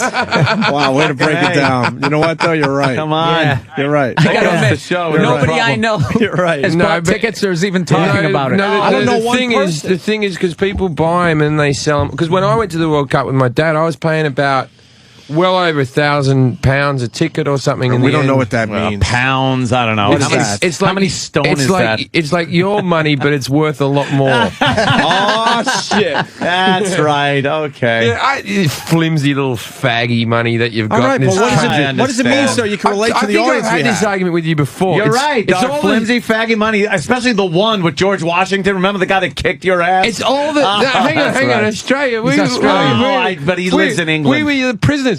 Now, I'm You in lived there in now. England. But the money here is speak everything's English. the same fucking size, and there's no way of touching it. It's like you don't care for blind people. Exactly. I love Yeah, when people okay. come over here. Don't They come over here to make it here, and then they shit all over Yeah, us. why are you shitting on us, Jim Jeffries? I like your weather. You've left 2 countries. Where you playing? The Melbourne fucking improv tonight? No. You're fucking, That's right. You're at the you're Stress Factory. Jersey, son. motherfucker. You American people with your God. Like there's no racism. Like you guys didn't kick the shit out of those didgeridoo fucks over there. Give me a fucking break. Do you think Jesus Christ. Do you think if we had a god, we could have done that without guilt? Like killing Aboriginals was our first sport. Name one fucking automobile that's a classic that you guys made. An The Australian Monaro classic. from Mad Max. That's a good car. Yeah, yeah. he's got fucking- one. That was a I good do one. like that one. Yeah, all the fuel had run out. V8 He Interceptors, was still driving a fucking V8. V8 You got me. You got me. Oh, okay. In fact, all the vehicles from Mad Max. And they only fly around in fucking those gyrocopter things. They would have had fucking Priuses. Why, if all the petrol ran out, did they keep the V8s? Keep the It V8. just doesn't seem like a reasonable plan. away. I love I'll it. talk to this humongous. He seems like a reasonable man. Have you ever seen, okay, Mad Max, movie. because Mad Max 2, you guys called The Road Warrior, where Yeah, everyone else yeah. in the world called it Mad Max 2, because the first Mad Max film didn't do that well over here, so they Yep. thought, we'll make this one the first one. So Mad Max 2 was your first Mad Max film. But when the first Mad Max came out in America, you guys thought, oh, we'll never understand these Australian people. So you dubbed American voices Yeah, over yeah. the top Yeah. of these like, come on. That is so Are bad, I know. It are we looks that bad. hard to understand? It was Mel Gibson, for fuck's sake. You had to put a... They killed my wife and child. It's like, what? Are there undubbed versions now available? Oh no, this Australian heat is getting to me. Yes. Oh yeah. I Well- bought the video cassettes and there was the American Yeah. version. But you can get the originals You now. can get the original You one. can get the original, yeah, of course. You yeah. get the originals But now. it'll sound like this. Yeah. Oh, you can't kill me, man. That's fucking guy. Was Yahoo serious in that one? No. No. Wow, Yahoo serious. That was Young Einstein. I watched that the other day on Netflix. That movie's horrible. It doesn't date that well. Isn't he dead? No, he's still kicking around. Are you kidding? He tried to sue Yahoo, the site, because he thought he owned the fucking word. He was 10 years before Yahoo came along and made him look like a cunt. Fucking our other big celebrity, Google Wayne. He's Google Wayne. What's a worse showbiz name? Yahoo Serious or Whoopi Goldberg? That's kind of a Whoopi Goldberg. Yeah, Whoopi Goldberg. Yeah, those are two brutal ones. You know what? Whoopi Goldberg the other day was because Harry Connick Jr. got really upset when he was on Australian TV and there was like an act thing. Race thing going on. And some Australian people blacked up, as we call it in Australia. We call it blacking Blacked up. Yeah, because they blacked up. They're in blackface. We call it blacking up. They were imitating the Jackson 5. Yeah, we call it blacking up because the joke is my girlfriend, my ex-girlfriend actually said this. She goes, I once came home and I went, sometimes when I get drunk, I black out and I don't know what I've done. She goes, well, better than blacking up and not knowing what you've done. Right? Jesus. Oh, that's the one Connick was judging, right? That's right. Harry Connick Jr. was judging it. And then, so they come back to The View, and all the ladies in View are going, well, he's completely right to be upset and to walk off the set and everything like that. Let us not forget that when she was dating Ted Danson, he blacked up at one of her things, and all of a sudden she's mightier than thou. She's very self-righteous if they brought that up. And now she we brought it up once, and she hung up on us. Yeah, we went after her over that one. Over the Imus thing. We got Jay Moore joining the conversation. Jay Moore! Holy shit, we got a lot going on today. Jay Moores. Jay Moores. Jay Moores. Jay Moores, you leave Whoopi Goldberg alone, okay? Oh, sorry, Jay Moores. Sorry, Jay Moores. Is that Jim Jeffries? Yes. And Bill Burr in studio today, too. Billy there? Yes, I am. Hello, Jay Moores. Got a full house today. So, Bill Burr and I did April Foolishness for K-Rock together, and we were kind of hanging out in the same dressing room for, I would say, the better part of about 40, 45 minutes. And it was kind of interesting. At one point, I said to Bill Burr, you can relax. I'm not going to say anything to make fun of you. That's the old guy. You seem to be like on your toes, waiting for me to smash you. I was like, hey, good to see you. And you were like, okay. Really? Who was? I was? Yeah. Is this Jay Moore, the comedian? Yeah. Is this the same Jay? Fuck, I thought there was just some cunt ringing in. You were right twice. And then he's telling Bill off. I'm like, who the hell does this bloke think he is? Not only am I the comedian Jim Jeffries, but I'm the promoter because I'm on Amazon right now looking at Hellbound live at the Comedy Store in London, and now the unabridged version, the Audible audio edition, is ready to go for anybody who wants to buy Jim Jeffries' CD and DVD. I suggest they get after it. There you go. Very good. Look at him. Thank you for that. Plugging your wares. There's another $10 in my back pocket.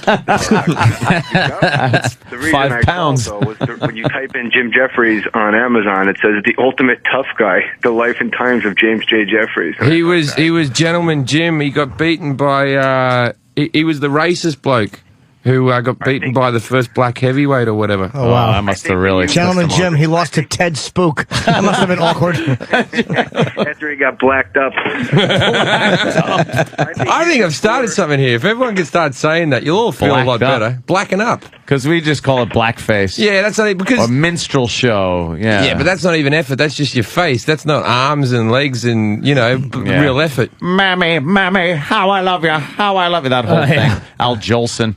Getting down there singing Mammy. Isn't that amazing how you could get famous back in the day? Like, if you could do, like, bird whistles, you could get on, like, the Ed Sullivan Show. It's amazing. He sounds like a robin. They were desperate for entertainment. Yeah, anything. He could fucking... What are you up to there, Moores? Well, right now I'm making pound cake for my son, who's going to get on a school bus in about a half hour. Commercial? Making pound cake?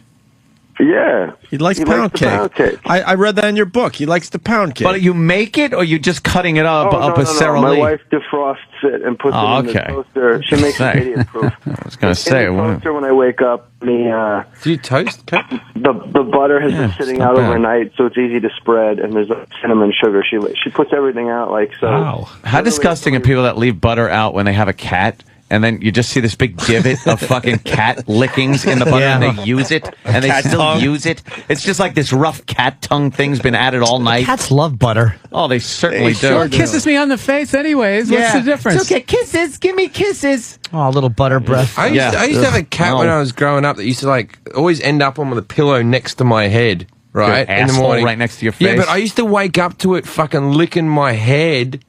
Like it's grooming me. It's probably got that bald patch at the front, right? Because it was the same section. But I got That so rough I tongue. got Yes. so addicted to that tongue, Yeah, fucking don't we going all? over my scalp, that I'd wake up and just be, I was in heaven.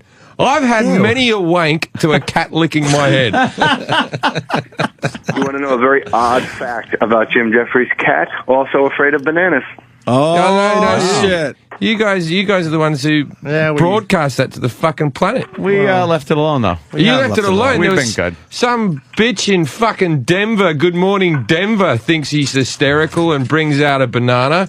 And I just walked off set, and she's just like, I just walked off set. Fuck Good Morning Denver. Never have another good morning, Denver. Fuck you. It is incredible when you do stand-up, how they like, you do 7 radio stations and they're all in the same building, then you got to go cross town and do the urban station. Like, yeah, they're coming out. I don't do them. I say no. I turn them down. I love the Mexican stations where it's just a bloke with a cowbell and a ding, ding, ding, ding, ding. And you're like, is this a fucking show?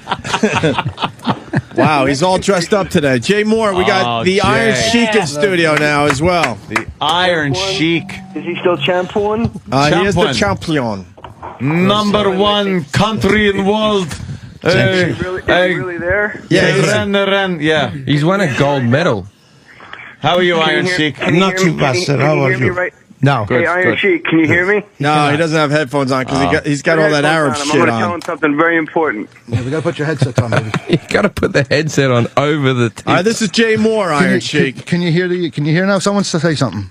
Hi, Iron Sheik. Can you hear him? What's up, Sam? Iron Sheik, are you there? Can you hear me right now? Okay. Right. USA number Iron 1. Sheik, Iron Sheik, can you hear me? I hear you. Yes. You listen to me good. You're a no good son of a bitch, piece of shit, motherfucker. You hear me? Fuck you, motherfucker. You're a piece of shit yourself. You can come suck my 10 fucking inch cock.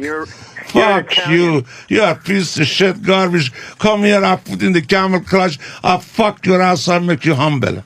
I know you'll do it in my butt, because that's the only way you can get it. Right? Yeah, fuck you, piece of shit. You're not even real. Yeah, come on, man. I'm right outside. Come on, motherfucker. Well, I'm here too. Wake up, stupid. You sound like a Fuck moron. you. I don't want to fucking do the interview here. Oh, With this motherfucker. He just turned his earphones off. Let's just cut with the trying to rile him up. Okay, we don't want to do that. Wait, what happened? What happened to Iron Sheik? He threw his headphones. He doesn't want to. We're trying to change his life around a little bit. All right, Jay, we'll talk to you. Thanks, Jay. You Iron Sheik. Iron Sheik, get back here. Iron Sheik. Hey, get back here. Iron Sheik, it's okay. We didn't want to do it this Iron way. Sheik, Somebody call the guy. It's a legend. What I happened? understand. We're trying to change things. He was the guy on the phone. We're trying to change things around here. We'll say sorry. Bring him back in. Yeah, bring him back we'll in. apologize. We We'll didn't say apologize. Calm him down. Yeah, someone bring him back in and apologize for doing this, and no more crazy phone calls here.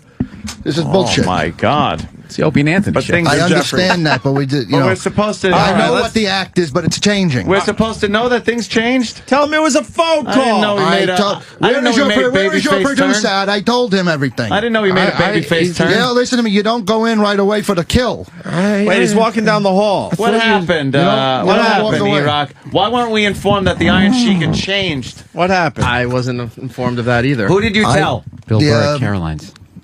Bill Sam. Burr, Bill Burr, Caroline. Sam? Well, why didn't Sam Two tell shows us? tonight, Bill Burr. I told Two shows Sam, tonight. no more craziness. Trying to sell that late one. You I want to always change things say around I've changed and then I still act like a cunt. You know, you can't change overnight. All right, we didn't know Jay Moore was going to do that on the phone. We had no idea. Jay Moore said he wanted to talk to him. Jay Moore was on the phone already. I understand. Kenny's got a report. What's going on?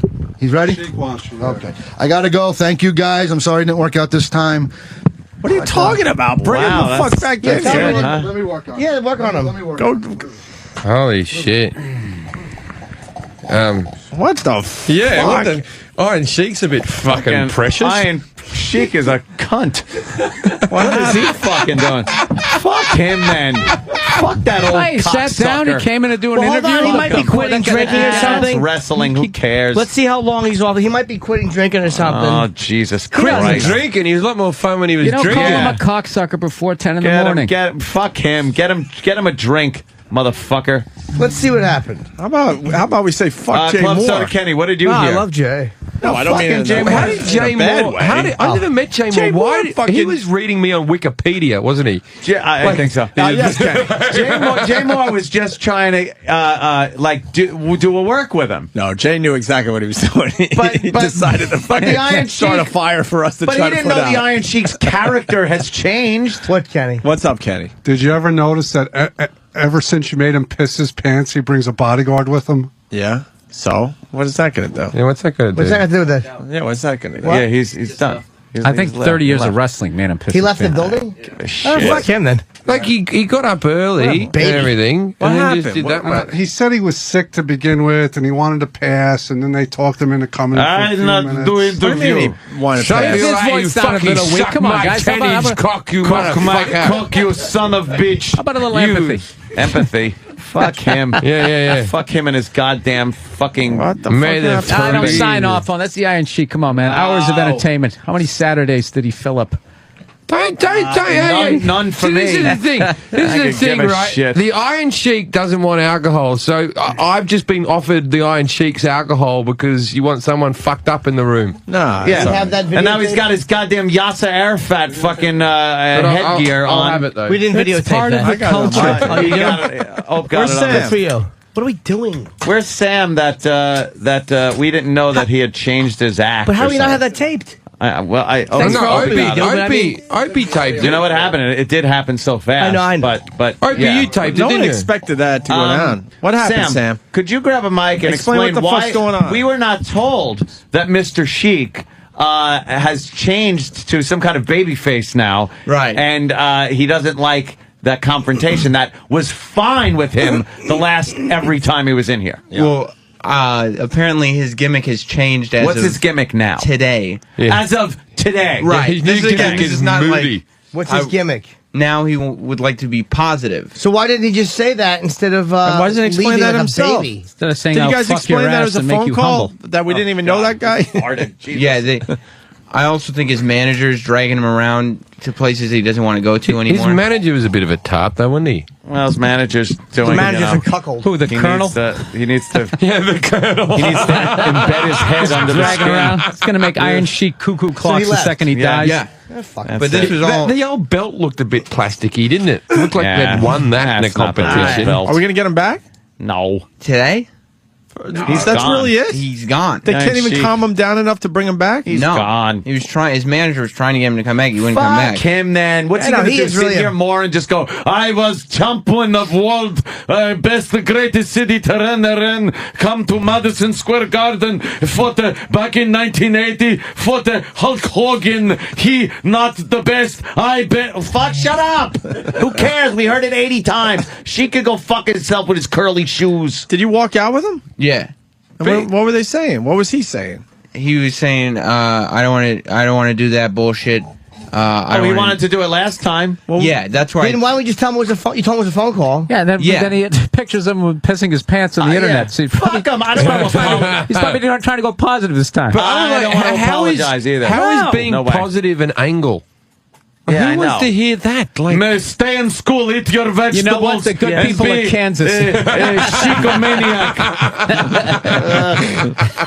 I mean, it'd be one thing if they'd called in advance and said, "Look, we want to come on, and this is what we want to do." Greatest Iranian hero.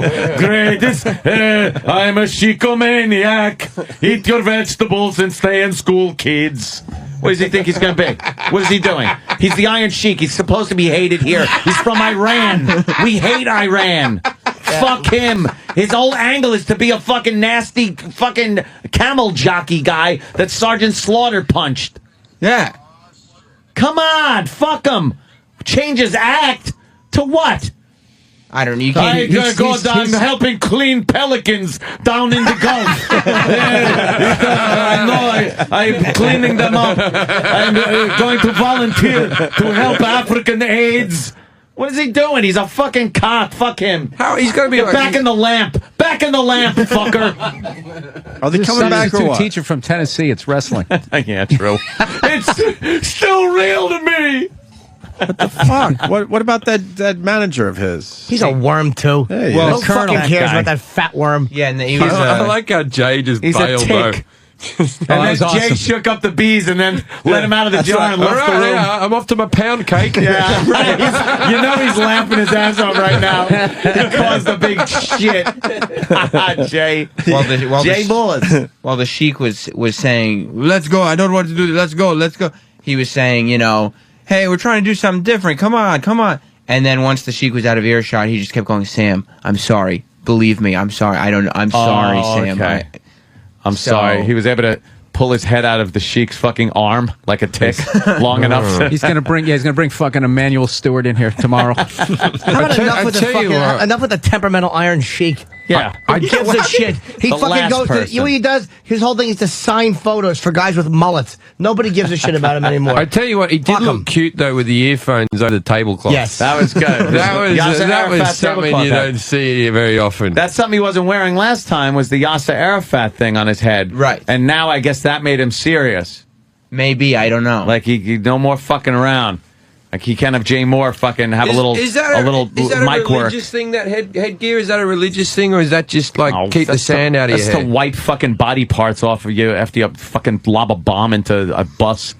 Jesus fucking Christ. savage. Yeah. Enough. But you think sick of them. the headdress is more of a bad guy. And I'm mean to the Jews, am I? Look, I'm with the Jews on this one. I don't like that whole thing. Hey, trying to build another mosque in Staten Island. Boy, did they get an earful last night. There was a meeting, a public meeting. Yeah, they had the said, "Stay footage of the fuck out." bloke saying he liked Hamas. He like Hamas and fucking shit. And Who this said guy that? now, some guy wants to build a mosque in Staten Island. Staten Island's like, go fuck your mother. Good, they're not going to let him? No, well, they probably will. Same thing that happened down at Ground Zero. Fucking block Did they- away. did they build a mosque approved there? the whole thing. They're going to build a big mosque so everybody can live all cushy and comfy together. How about you pray at the fucking place that where a couple of thousand people died? Or how about 'Cause of once your stupid religion? Muslims, instead of saying why you got to be sensitive to all Muslims, how about once Muslims think sensitively towards the victims of people doing shit in the name of their religion? Oh, How yeah. about once Or you hear that from just- Islamic just people? Circumcising women and fucking not letting Well, that's women. fine. All right, there are good parts Yeah, to the exactly. bad Those part. clips cause them to behave badly, Jim. You want to give women pleasure? Stop. Those clits really are pesky. Oh, they are. And if they want to keep them, you bury it up to your neck and we'll stone your face. But isn't that wonderful? Circumcising women, the whole idea is that a woman shouldn't enjoy sex. Yeah! Like, you know what I kind of like about that? It's like, it would take all the effort out, wouldn't it? If you just knew there's no result ever. Hey, Jim is digging it. Yeah, if there's no result ever, that it's all just about me, I'm not even going to feel guilty about not being tender. Takes it out of it, yeah. Her vagina is nothing more than an oiled catcher's mitt. You just stick your dick in it, finish, and she jumps up and down until it's empty. And when they take the clit off, there'd be stitches and stuff, wouldn't there? I would think in a civilized country there would be. It's a wax. They probably Wax. just put mealworms and fucking leeches on it or something. Would you keep it in a jar? Bill is just, I'm just saying this because I love Bill's reaction. He puts his head in his hands and just goes like, oh, this fucking asshole Where Anthony. you get ants to fucking bite the wounds. No, I'm just doing that because when they show this clip on some other program later, I'll actually look like I'm okay. concerned. Oh, this guy. You're that guy. I'm just, you know what? It's just, I don't I like the wanted idea. to say something, but Yeah. instead I sat here and drew pictures. do you know that my brother is going into government in Australia? He's running for government in Australia. Right? What do you do down there? He wants to Put be up those dingo fences. He wants to be a politician, right? Dingo ate my baby. And having his younger brother be old cunt boy who talks about rape on the radio with you dickheads, he that's- feels like it's hurting his career a bit. Look, Jimmy Carter became president. He got a drunk for a brother. That's Yeah, right. so did Bill Clinton. Bill Clinton had a drug He had addict. the drug addict fucking That's right. cokehead. Fucking Yeah, Joe you're Cooley fine. got into to you. He's got a drunk for. Oh, sorry. Not like he's running for office, Jimmy. Hey, you take a picture of my balls?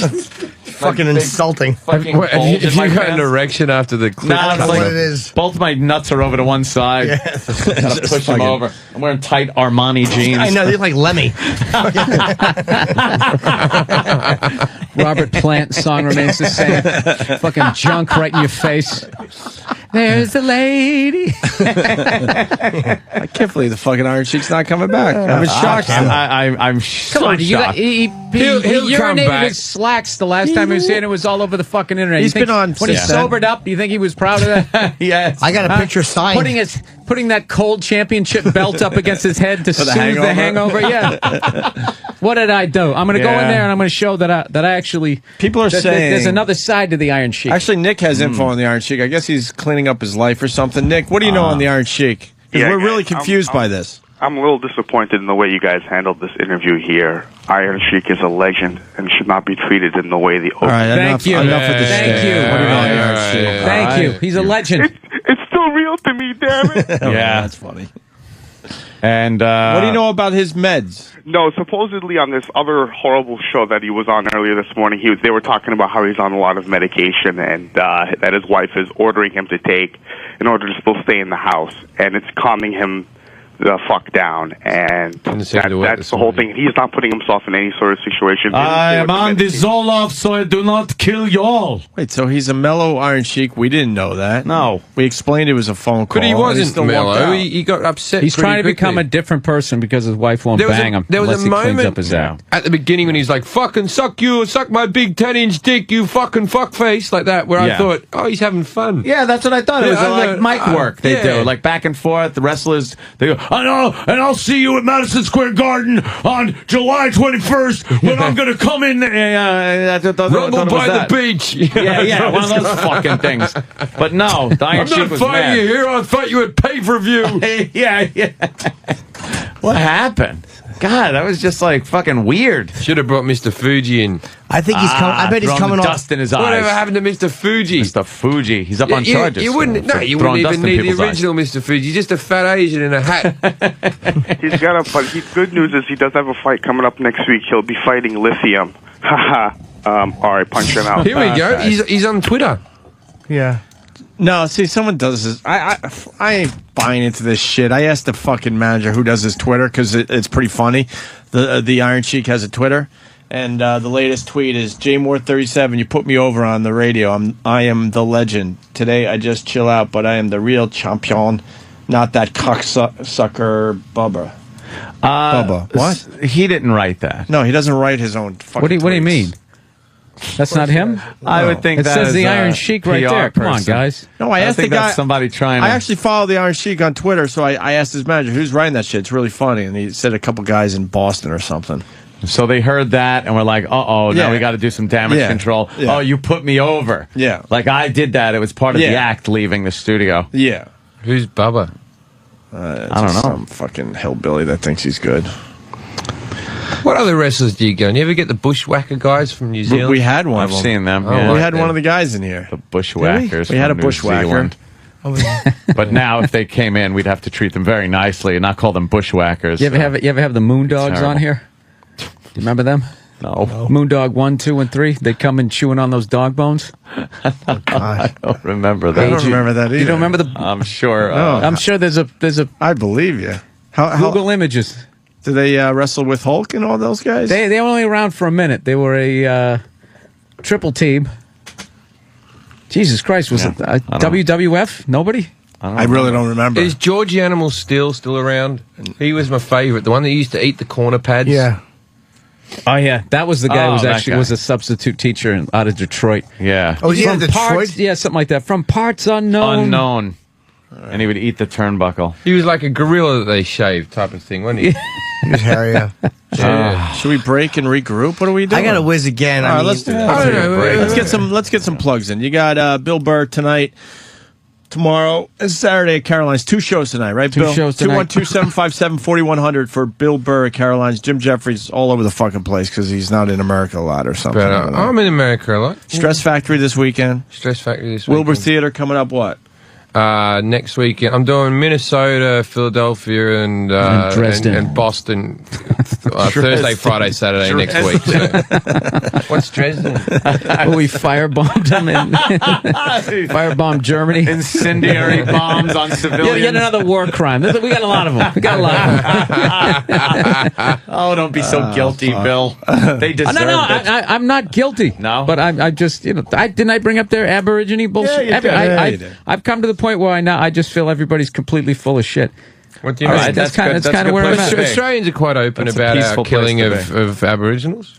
You know, Tasmania, that little bit at the bottom of Australia. Yeah. Yeah. Was that the part where you guys get we got on your all. boogie boards when you were out there? Yeah. There's not one Aboriginal left on that island. They got all of them. Got all of them. They got fucking... Makes it sound like a good thing. Like, yeah, we got them all. They got all of them. That's fucking quite an effort. Like, that's you have to really when search you have them mold out. in your house and they got to put that tarp over, smoke everything out. That's what they did to the island. Like one of them lived to be quite old, but then when she died, it was on the news like, well, that's them all done. It's no more left. And none of them have travelled down there as tourists to live. Why would you? Yeah, it's you're not wanted if they got rid of every single one of them. We got the answer to your moondog question, Bill Burr.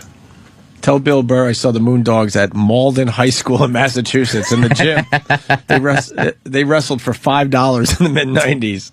$5 in the mid-'90s. I know. I saw them in the heyday, the late $5 '70s. you could get a ticket to watch the Moondogs back in the '90s. They performed at a food court at the South Shore Plaza in Braintree. I waited too long on British Petroleum. I knew it. It went up today? Yeah. I was waiting for a fucking nice dip. It happened. I was going to jump in, and it's up like 10% today. Fuck. I was going to buy that shit. What? BP. Because it went down so far. Oh, yeah. How much is it a share? It's a bargain. It's still a bargain. It's like fucking, now it's got to be, 30-something bucks? It just went up 10% today. Dude, it was at over 60-something a share, and now it was down to 29. Seems like a lot of effort, this stock market. Yeah, it's crazy. You Brits. I'm always going to call them a Brit. The pick of the day is for stock, at least. I don't know if it's BP, because I didn't realize that was going to go up. Yeah. But they're saying that there's a raw dog stock, which will go on sale at 4 o'clock today. Boo, Jim. Boo. What's raw dog? Florentine will be my co-host. Otto will be my guest. Boo for the plug. Don't call me a disaster vulture. I just see opportunity for buying, and I buy, and then I sell. All right. Yeah. Let's go take leaks. We'll finish the show your next. fancy wardrobe. Yeah. Exactly. My Wall mosque Street. stock is going down in Staten Island or whatever it is. We'll break. Yeah. We'll finish up next. Stay there. But first this. Over here first, Travis. The boys made this. Fight the boner. Fight the boner. Fight the boner. Fight the boner. Fight the boner. Fight the boner. Fight the boner. Fight the boner. Fight the boner.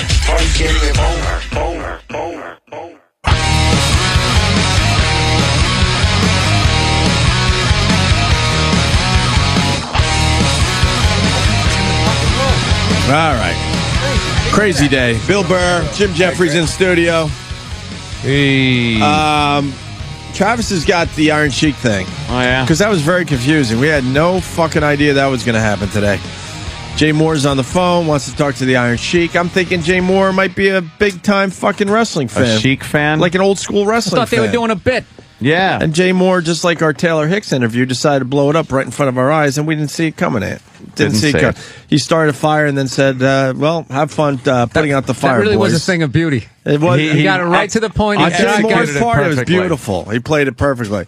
But just in case you missed it, we're going to play the Iron Sheik thing.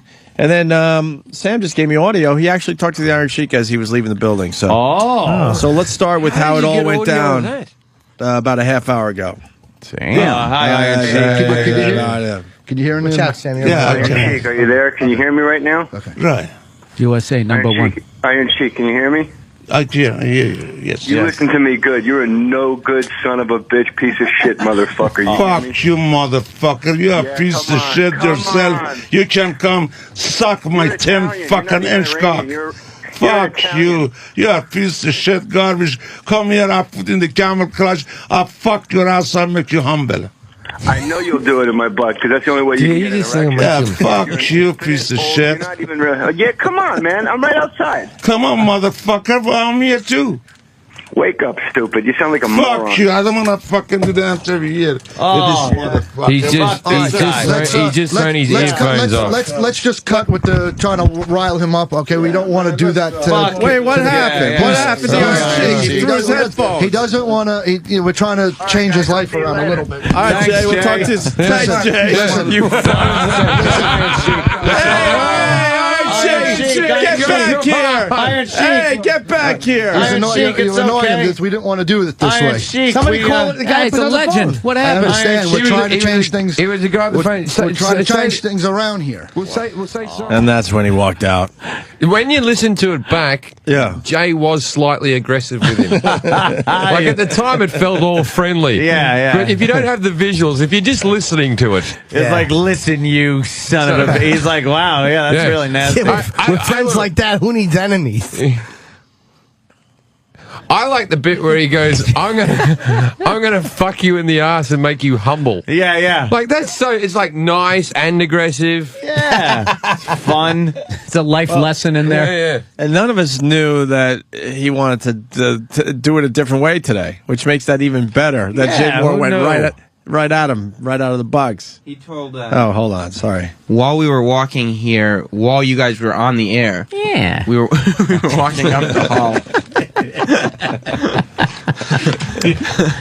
and that's when he said, "The Iron Sheik's not feeling well today, and he wants to be more positive." I don't think the Iron Sheik's got many years left. Could you hear him wheezing when he was fighting back? Yeah, he was. Yeah. He was out of breath. He hasn't been on the best of health. He's going in for ankle surgery, I think, next week. Oh boy. God.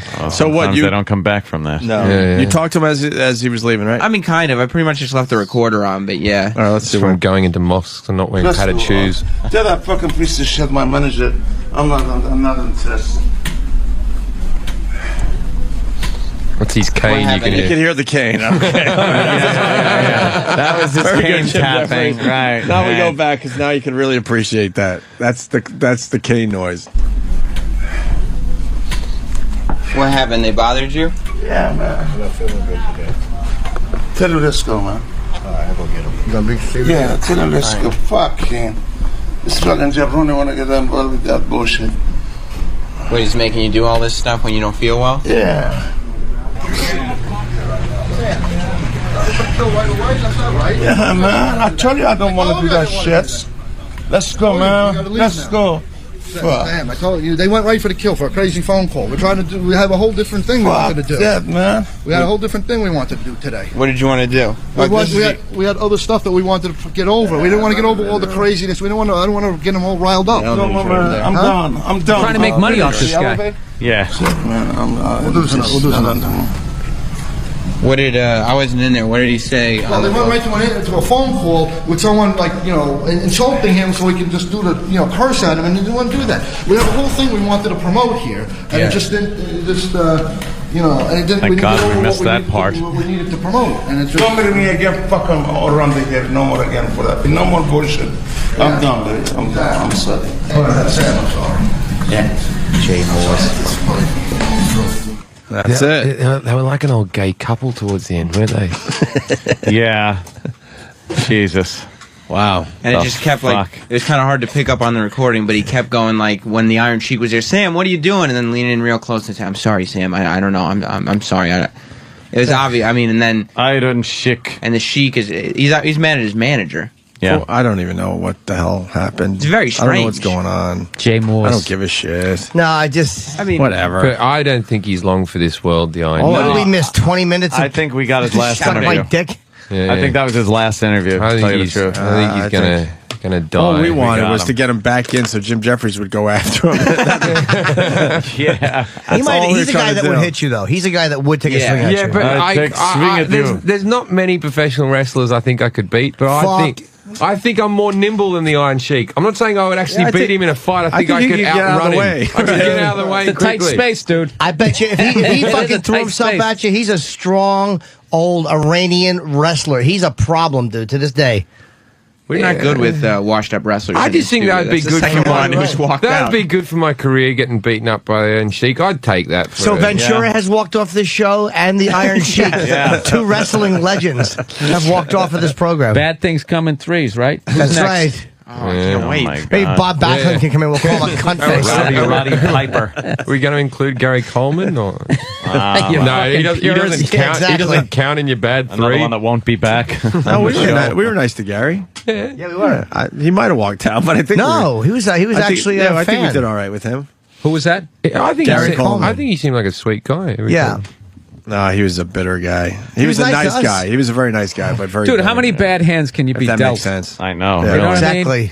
Fucking, I'm adopted. My kidneys are fucked up. Wait, I'm he was short. adopted, too? My Yeah, my he's adopted adopted. parents took my money. They're the Lost one all trying to that make money good I money. made. Everybody Yeah. calls Like- me a shrimp and all the midget and all that Little shit. short stuff. Yeah, like Dude, even when he died, somebody sent me a email and they go, Gary Coleman's casket, and it was a picture of that Coleman cooler. yeah, Oh, I didn't see that. yeah. No, Coleman I saw cooler. that. Really? And I was saw just that. like, Where's that? oh, did that come from this show? No, it's just, Probably did. We did a whole bit yesterday, wasn't it, or 2 days ago? It's like, all right, Enough we've with seen the it enough Coleman times. cooler. Yeah. That's all right. Like, people still He's- try to show you like it's new. He's one of those guys Oh, that I was just literally, when that happened, I was just like, gee, even when he's dead, it's still just a fucking joke. I don't care how good his intentions were if he ticked the box on his license that said organ donor, but I don't think any of them are any good. No, Yeah, they're all exactly. rotten. Little rotten, Squished in that body. rejected kidneys and fucking, his toes look like little macadamia nuts. Body's too small, so all those organs are earmarked. They're just like bent up. We do have the trifecta of wrestlers walking out, by the way. Wrinkled. Can you fucking let the man rest in peace? All right. You're forgetting the greatest wrestler to walk out on us. We who's- do have a trifecta. Who is that? The Rock. Oh, the Rock With the walked racist out. shit. Yeah, yeah. Why did That the Rock? wasn't What me. did you say to the Rock? Dude, it was some guy that ran a website, and he wanted to Sick come Boy. in here. Sick Boy's back on Twitter. Oh, is he? Yeah. He wanted to come in and meet The Rock, and we were Big- like, cool, because we had talked to him for a few times and shit like that. And we're like, you know what? Knew him he from might the have a show. couple questions we don't. Yeah, some have of an that angle. inside shit. So we're like, yeah, come on in. Invite him in. And we don't and- know him that well. He No. did the show a few times. Seemed nice enough. So The Rock looks at him, and he asks The Rock a question, and Well, no, I he go, tells Sick. The Rock who he is. Okay, I go, Sick Yeah. Boy, you got a question. And The Rock recognized the name from this website because The Rock knew about this website. And The Rock had read some racist comments about himself on this website. So The Rock walked off this show. The Rock walked What, off the show. what, The what Rock, ethnicity is The Rock? Jesus Christ. The Rock is like all those Samoan. great interviews. Oh, is Yeah. Walking right out the door. Just gone. We didn't I know. know. We call him We didn't know coconuts that. in Yeah, just Australia. put some psycho listener on. What could happen? It's done well by That's what us. they used to do that on Nightline, didn't they? Ted Koppel would be like, you know what? I was going to ask you. No, Let's he just would have never do this that. guy from fucking Tennessee. So have me ask you a couple of questions. I'm sure nothing could go wrong with this. You might be right. Take the floor. You might be right. He walked out on us. By the way, Anthony's bulge, which I have Twittered a picture of, has got over 1,000 views already. All right. Yeah. Everybody just- wants to see that delicious cock. It's just tight nut bulge, though. Whatever it is. Yeah, it's, you know. Fucking sing Love Me Like a Reptile in those little tight slacks. Fucking some boots. And you want the Bobo update? He called that number we gave him for your ex. Oh, really? Yeah, let's let's see. talk to Bobo. Bobo. So earlier in the show, you admitted that you have something for Anthony's ex of 9 years. Yeah. And that you actually masturbate to her. Yeah, he talked to Melinda at a gig or something. And, yeah, and now he jerks off to her and thinks he's going to get a date with her. Right, so we gave Bobo her number. Bobo, what happened? Yeah, well, apparently you guys gave the number on air, and there was a lot of busy signals. And when I finally got through, she probably picked up, and it was just completely quiet. You have to talk though.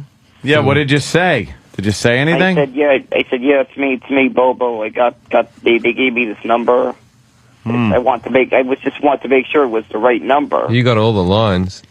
Oh, wow. So what happened? Nothing, just got hung up on. By who? You got to be persistent. Women love a persistent man. Like Yeah, you got to I keep was calling, hung up on, show up at the and I house, thought stand maybe at she the was front of the house. because a lot of people called her because you gave the number on air. I didn't give it out on air.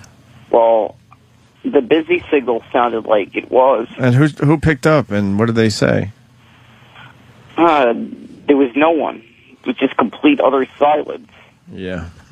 And that's the update. Well, Bobo. It's a hell of an good luck. update. I'll put in a good word for you. It's quite the theater of the mind you do. All right. Well, I should I try calling again? Yeah, call as often as you can until you get through. Yeah. All right, Bobo. That's it for All you right. today. You were really good in the beginning of the show. Yeah. Not so much right now. Not so much right now. And all right. Mike in Albany. Mike. Hey, Opie, wasn't the Rock interview the one where when he walked off, you told him he was nothing and would never be as big as y'all were? Well, we might have said that to the Rock Bill Burr. 'Cause then I got mad that he didn't see it our way because I'm like, we don't know this guy. Come back. We'll fucking smooth this over.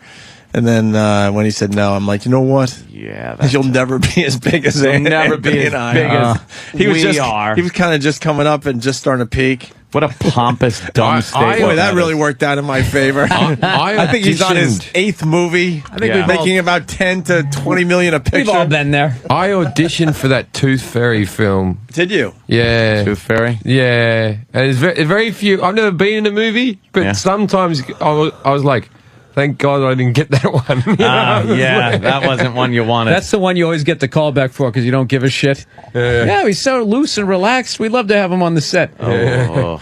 I remember they were doing. I think I told this story. I auditioned like maybe 14 or 15 years ago. Remember that show Fame? Yeah. They were doing Fame LA, and they needed a comedian. No. So it's one of those deals. I'm early in my career, and it's just like you don't know that you have a choice. So if they just say you have an audition, so I'm going, I don't want to get this shit. So I went in, of course, I get a call back. Oh. I got all the way to testing in front of the network where we had to do improv with like some of the groundlings down literally at the Improv, and fortunately I kind of butchered that, and I didn't get it. But I was sitting there kind of like I was in a panic.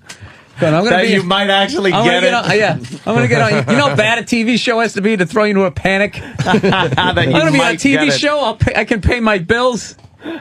Fame LA came this close. Did that show actually go ahead, Fame LA?